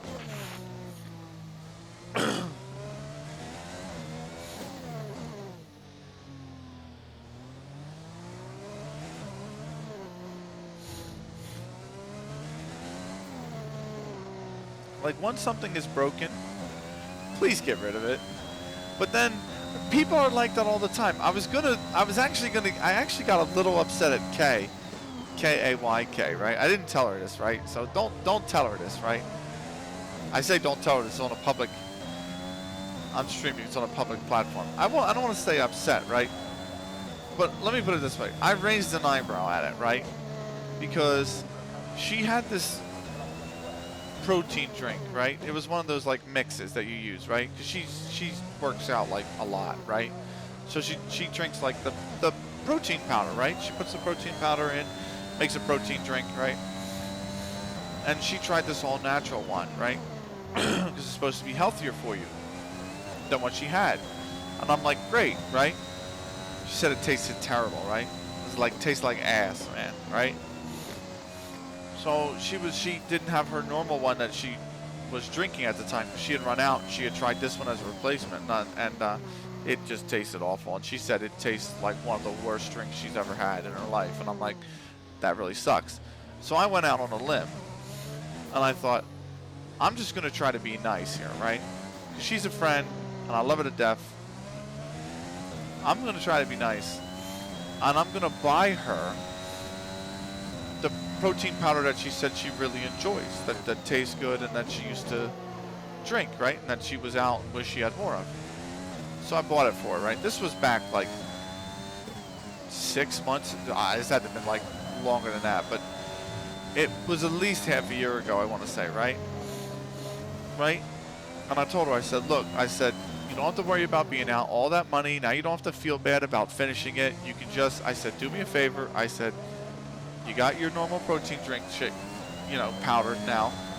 Get rid of the other one. Just throw it away. There's no harm, no foul now, right? You didn't spend any money on it because I bought you this as a gift. So your books are balanced as far as I'm concerned. Like, just get rid of it, right? She never got rid of it. So then she snaps. I think it was Snap. I think she snapped. Like Snap Story. She doesn't snap me. She doesn't read my snaps anymore either. 38.4 Which is fine. seconds. But she Snap Storied, right? And on it, she was like, I don't know what to do. This stuff tastes terrible, but I feel bad just throwing it out. And I'm like, mate, I told you. Oh, here they come.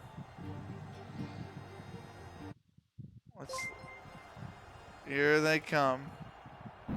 It's alright, I'm taking care of them. Right now. So anyway. Boop. He's gone. There's one.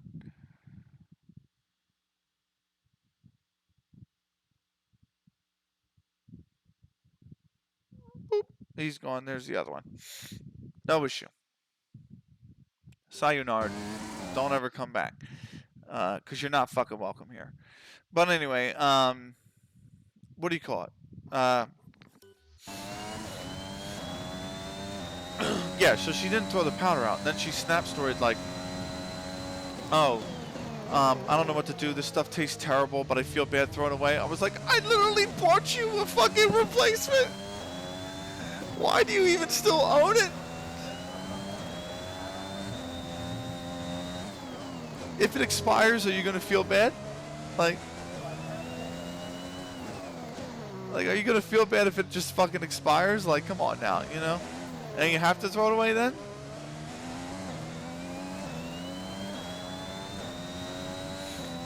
I have to be careful because Mazepin's put a little, he's closed the gap quite a bit. It was like 11, it's now 9.2. So Mazepin's finding a bit of pace here, but I'm kind of proud of Colomilot, by the way, who has closed the gap to Schumacher, and he's managed to keep George Russell behind him. And George Russell's on the quicker tire, the medium tire. So, granted, Russells have probably faded a bit, and Ilots are probably starting to just come into pace now, or at least they're probably considered into pace. The only thing that's going to help me with Mazepin, by the way, is the fact that he has lap traffic right up his ass. So he's going to have to listen to those blue flags, which are going to come from me anyway, but it just delays the process of Mazepin reeling us in as I clip the wall. It's just going to delay the process of Mazepin reeling us in for maybe a lap or two, right?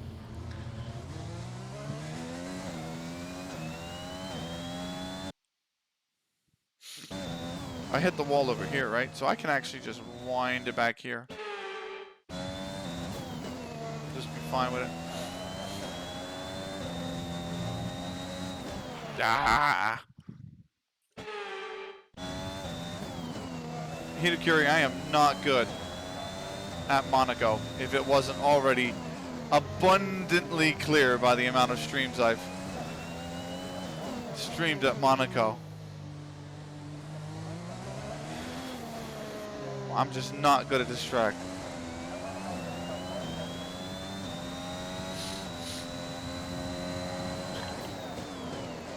Ten to go though.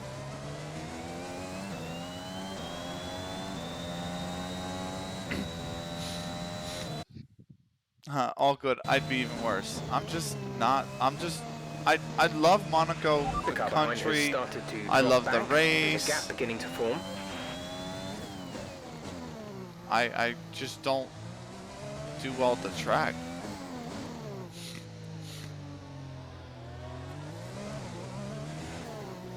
I'm gonna have blue flags in a second here.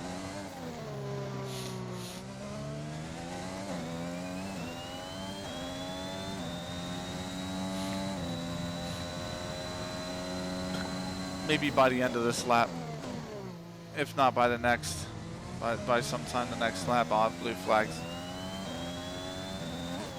Yeah, but still, like, our gap to the car in front is 40.8 seconds. No stream tomorrow. We have got Chinese Grand Prix in the league, so we'll be, of course, using the internet to race in the league.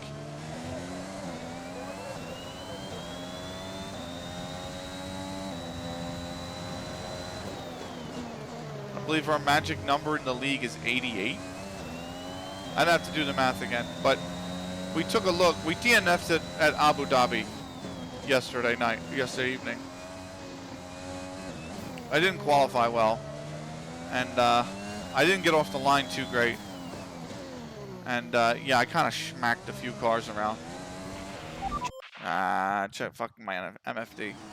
I didn't qualify well Abu Dhabi in the league last night, and I didn't get off the line well. And I got basically, me and two other cars collected each other, and we all knocked each other out of the race. It was a racing incident. I really had nowhere to go, and the car on my inside going down to turn one, he really didn't have anywhere to go either, right? And we went in kind of three wide.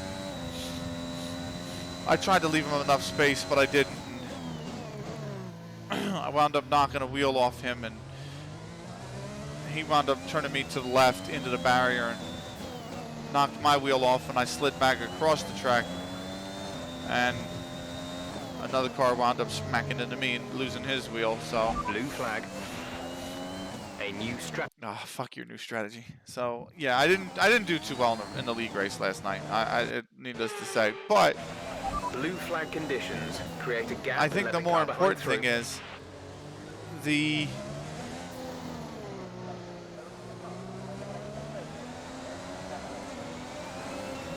closest one in the championship. Man, I just got lapped by fucking Nicholas Latifi, bro. Like, that's embarrassing. The 17th place car just lapped me. My ass is that fucking slow. There's only 22 cars on the fucking grid. Oh, I downshifted too much.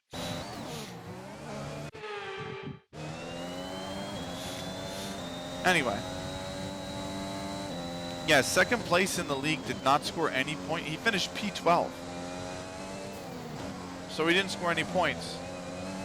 And the player who was third, he scored a few points, but he didn't score enough points.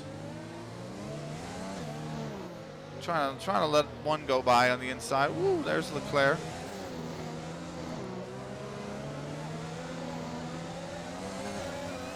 There's Norris.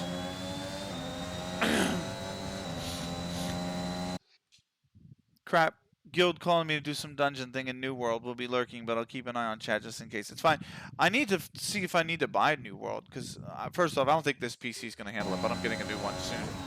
However, it seems like it's a lot of fun, and it seems like it's beautiful, and I might enjoy it, but...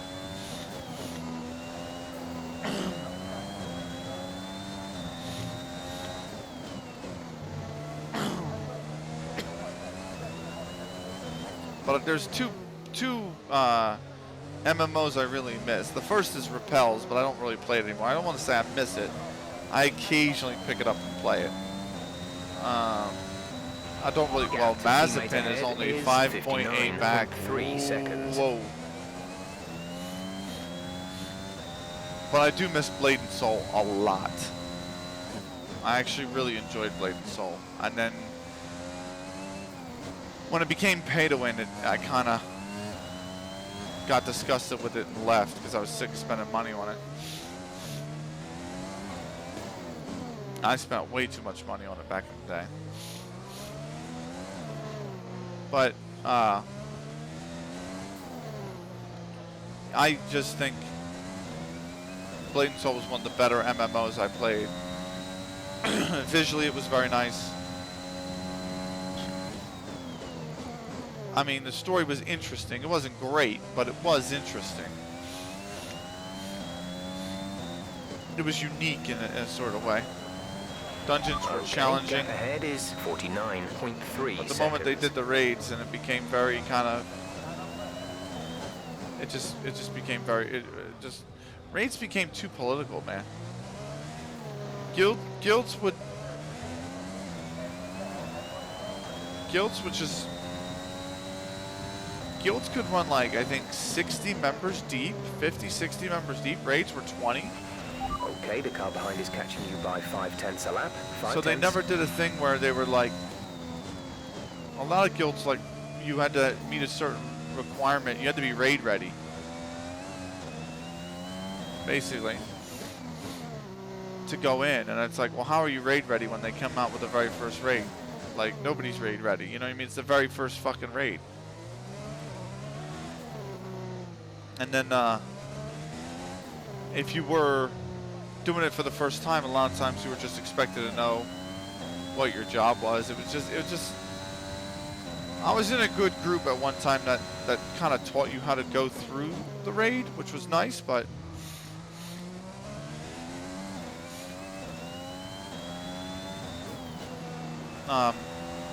those guilds were very rare.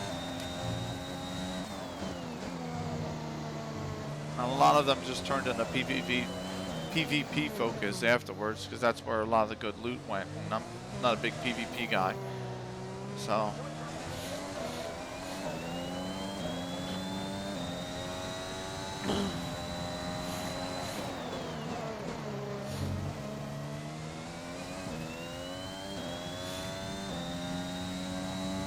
There's our first retirement of the session, mind you. It's Carlos Sainz. Sainz is out. We haven't had any retirements, and it was looking like we might not have any. But Sainz is out. No safety car, though.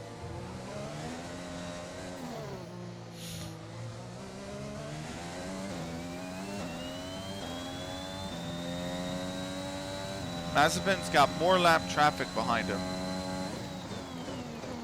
One of which is his teammate, so like 18th and 19th. are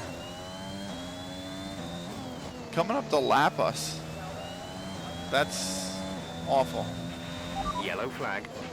Signs is right there. Whoa.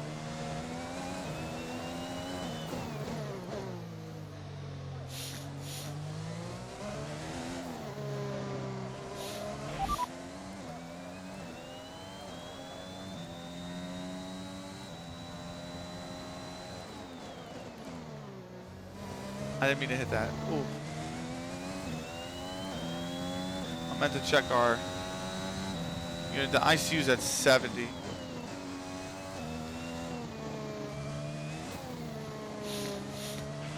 No need to worry about tyre condition for now. Everything's looking good. And what's the control electronics at? Still 55. Nice.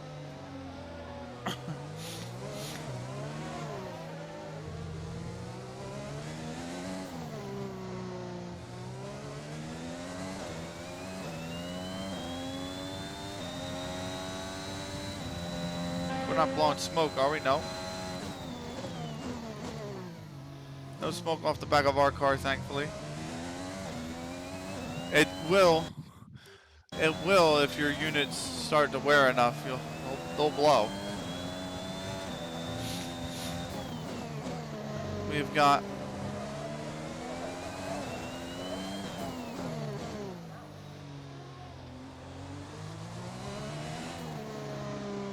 got 2 laps remaining. Oh my god, Mazepin's right on our butt. He's 2.3 back. And we got 4 left.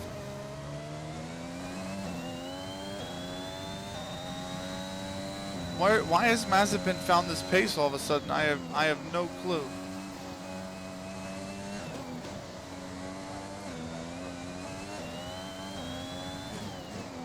I just want to stay ahead of him, man. I want to beat one car on track, like Jesus. 2.2 seconds.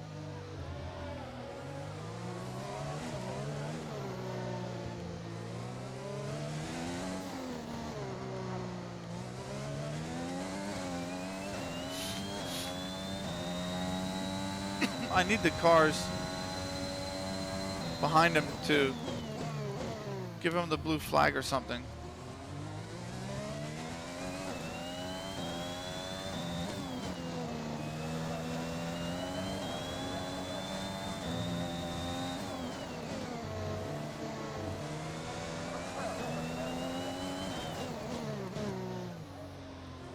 He's 2.8 back.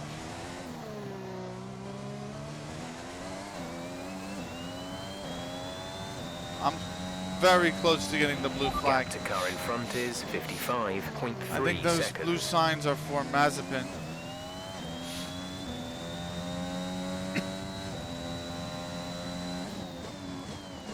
Leaders are on lap 77. Unless that's Verstappen behind him, which it could be. And if that's the case, then he's on the final lap.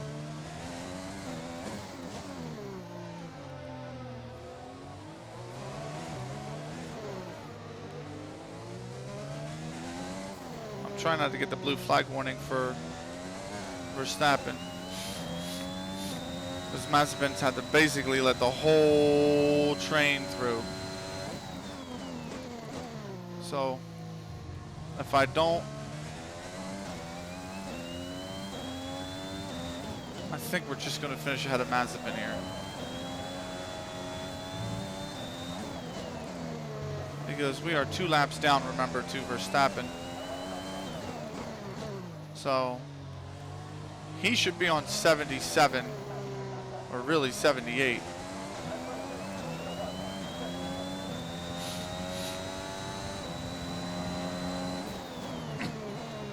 Guys, he just crossed the line. So we got 10.6 seconds. Verstappen wins. He was 3rd in the championship coming in. Perez was 2nd.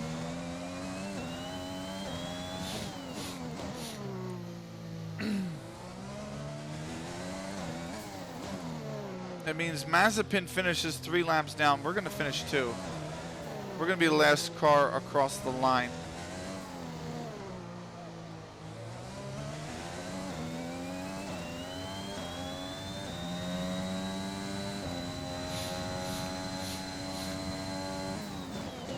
Literally everyone else has crossed the line. They're just waiting on us.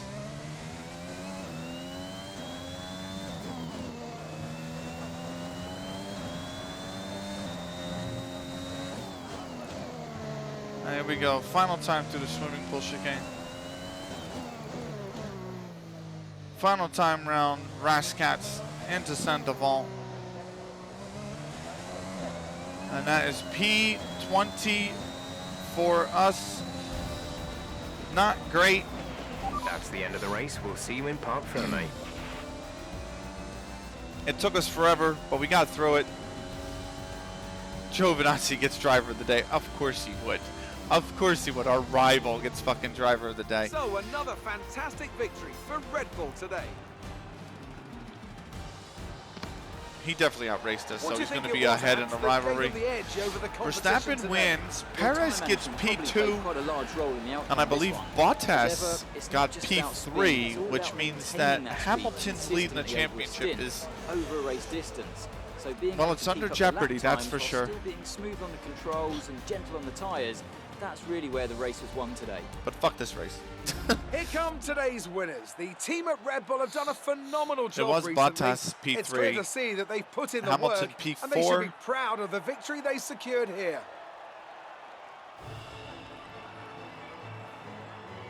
With, I believe, Sainz P5 and Norris P6.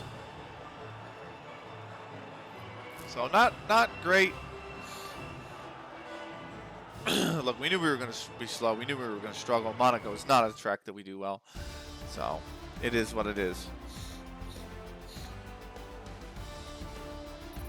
We did 76 laps. No bonus because we basically finished bottom, almost bottom. But that is level 30 in the podium pass. So now it's time to prestige. Today's performance means Max Verstappen now owns the top spot in the Drivers' Championship. And now let's take a look at the drivers' standings. After an incredible day of racing, who was your driver of the day, Ant? Definitely Antonio Giovinazzi, isn't it? No matter what the rest of the field finished threw at him, P12. he didn't put a foot wrong. Superb drive from him. It's time to see how things are shaping up in the Constructors' Championship. Red Bull pull further ahead in the standings. Meanwhile, good work from Aston Martin this weekend, who pushed themselves further up the order. After an event like that, who knows what the sport has in store for us next time? Be sure to join us again as we continue to bring you the latest excitement in Formula One. So Carlos Sainz DNFs from 6th position. He'll finish 22nd. So it's actually Leclerc. I'm sorry, to finish his P5 in his home Grand Prix. But Mazepin 21st, where he qualified. We qualified bottom, but we passed Mazepin on track. We hit the place from the DNF. We finished P20. Russell down 2 to 19th. Ilott, same. He passes Russell on track because of Russell's wing damage. I mean, you look at the lap that Russell did, his best lap. It's a very competitive lap. But he finishes P19 because he had to pit twice, once because of the wing damage, and Ilott was able to stay ahead of him. Ilott also gets the position for the DNF, so that gives Ilott 18th, Schumacher 17th, Latifi 16th, Raikkonen 15th, where he qualified, same with Stroll 14th, and Snowden 13th. Giovinazzi jumps 4 to 12th, Vettel is 11th, where he qualified. Ocon sneaks into the points. For Alpine, his teammate Alonso gets 2 as well for 9th. Gasly for AlphaTauri will score points in 8th with 4. Ricciardo is 7th, gets 6 points. Norris, his teammate, gets 8 and 6th. Leclerc in his home Grand Prix drops 1 to 5th from 4th. You see, he finished 55 seconds back. I mean, it really was just the top 4 running away with it. Hamilton finishes 4th, 12 points for him. Bottas 3rd for 15. Perez is 18th in 2nd, and Verstappen 26 in 1st. What's it do to the standings? We drop further down the order. Giovinazzi's 12th place moves him above us. Mazepin remains in bottom. Ilott goes down to 21st because of Latifi's 18th place finish, who moves up to 20th. Schumacher is 19th. George Russell 18th. Raikkonen 17th. We drop to 16th because of the 12th place finish for Giovinazzi, who moves up to 15th. Vettel is the highest ranked car or driver yet to score points this season in the Aston Martin. At 14th, Ocon gets 1 point to move into 13th. Stroll is 12th on 2. Alonso 11th. with 5. Tsunoda has 6, but he didn't score points this race. That increases the gap between him and Gasly, who is in 9th. Sainz is in 8th after his DNF. He's dropped down a position. Leclerc overtakes him onto 7th. Ricciardo is 6th. Norris 5th. Bottas 4th. Perez drops one position from 2nd down into 3rd, but he's only 2 points off the top and only a single point behind Lewis Hamilton, who is in 2nd after finishing P4. Max Verstappen now leads the Drivers' Championship with 75. In the Constructors, we drop a position behind Alfa Romeo. We go down from 8th to 9th. Haas is still bottom. Williams is still 10th. Aston Martin have 2 points. They're in 7th. Alpine with 6 are in 6th. AlphaTauri with 20 move into 5th, but they are 23 back from Ferrari in 4th, who are another 25 back from McLaren in 3rd. And then it's almost double of that 68. It's actually a 57, or beg your pardon, 53 point gap all the way up to Mercedes in 2nd. Red Bull 27 points clear at the top of the standings. That is the race. Let's see if we didn't get the interview. So he set a faster lap, so he's going to be 4 points ahead of us in the rivalry. We've got 5 races left to try and turn it around. I believe the team's acclaim is going to go up to 7 here. Yes, that's good. So we're getting more acclaim, and we didn't out-qualify our rivals, so we missed the goal twice.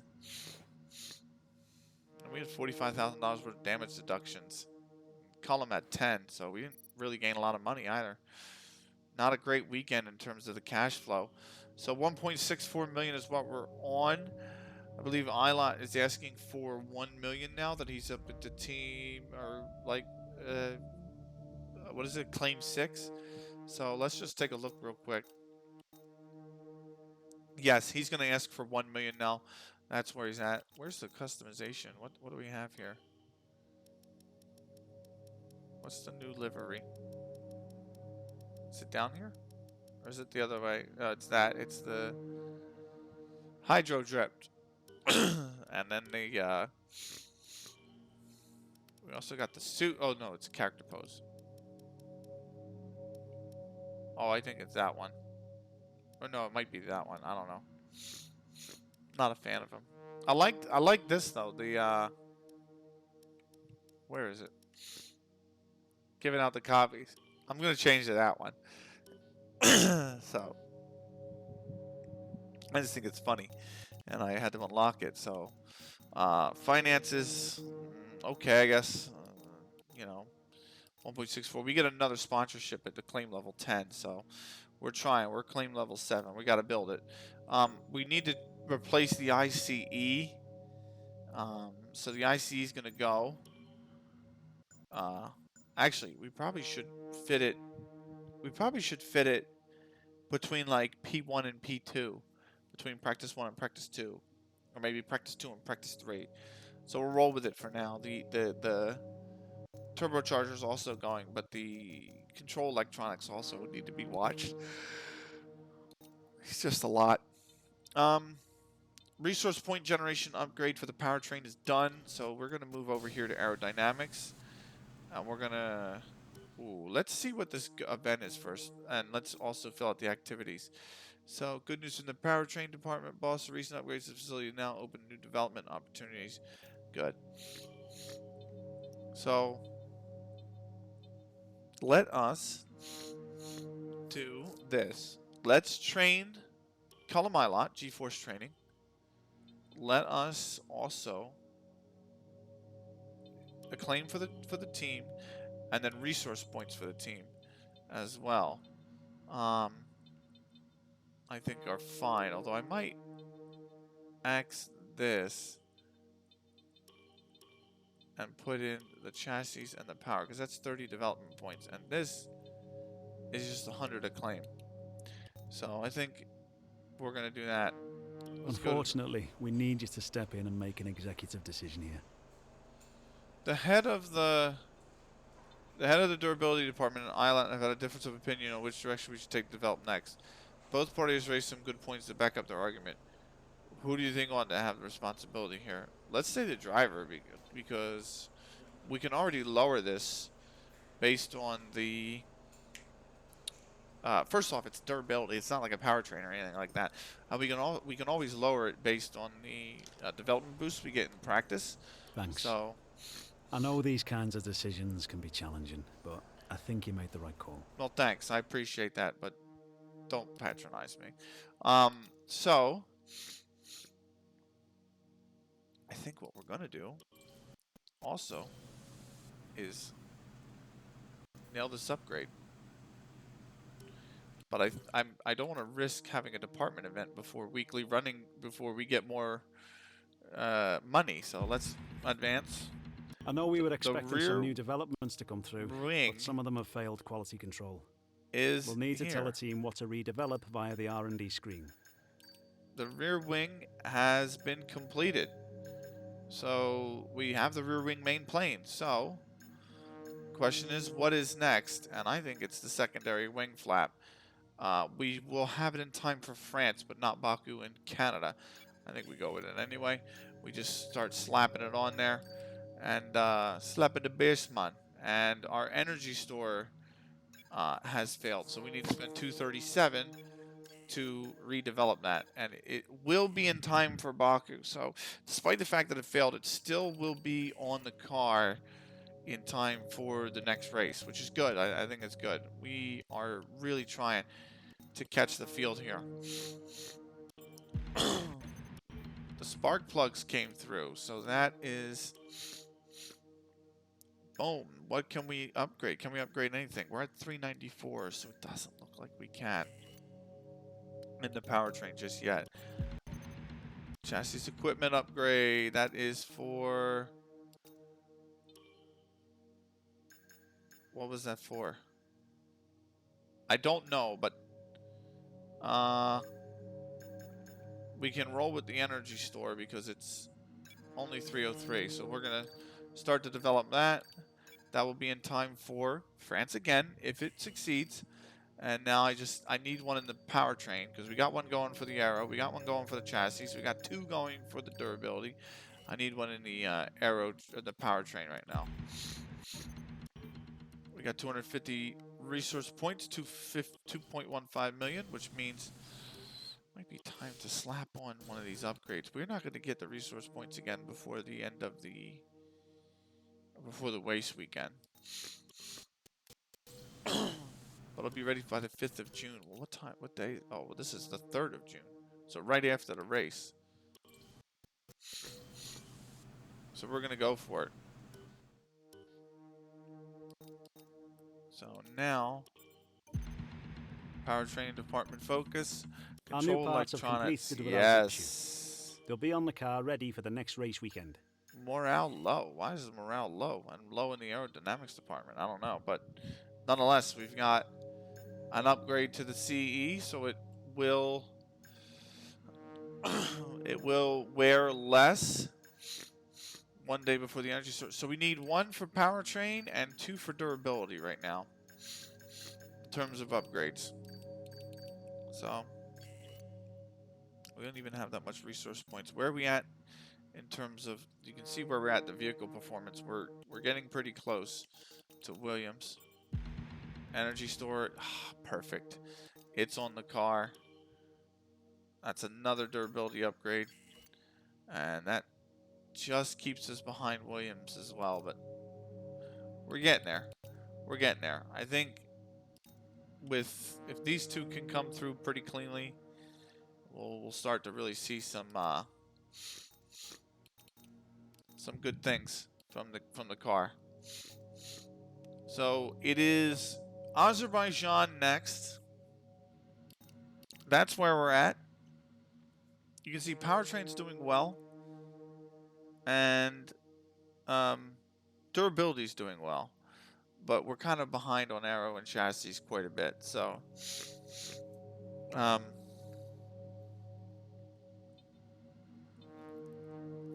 yeah, it's not great, but nonetheless, I think we're gonna get there.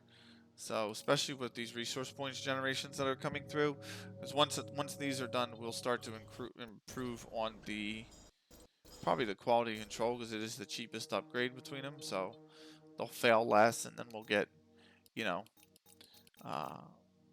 the next upgrade will be the build time, so they take less, and then obviously the fabrication, so we can put more than one on them at the same time. But yeah, I think that's going to be it.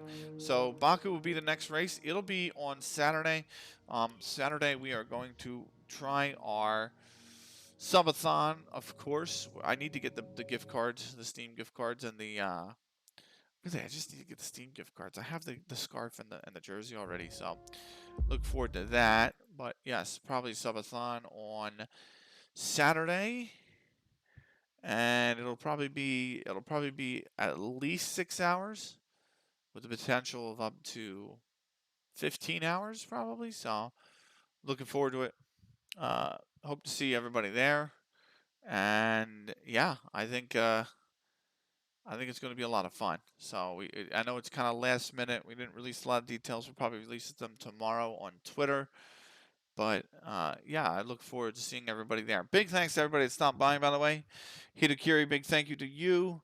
Big thank you as well to High Soups who came by.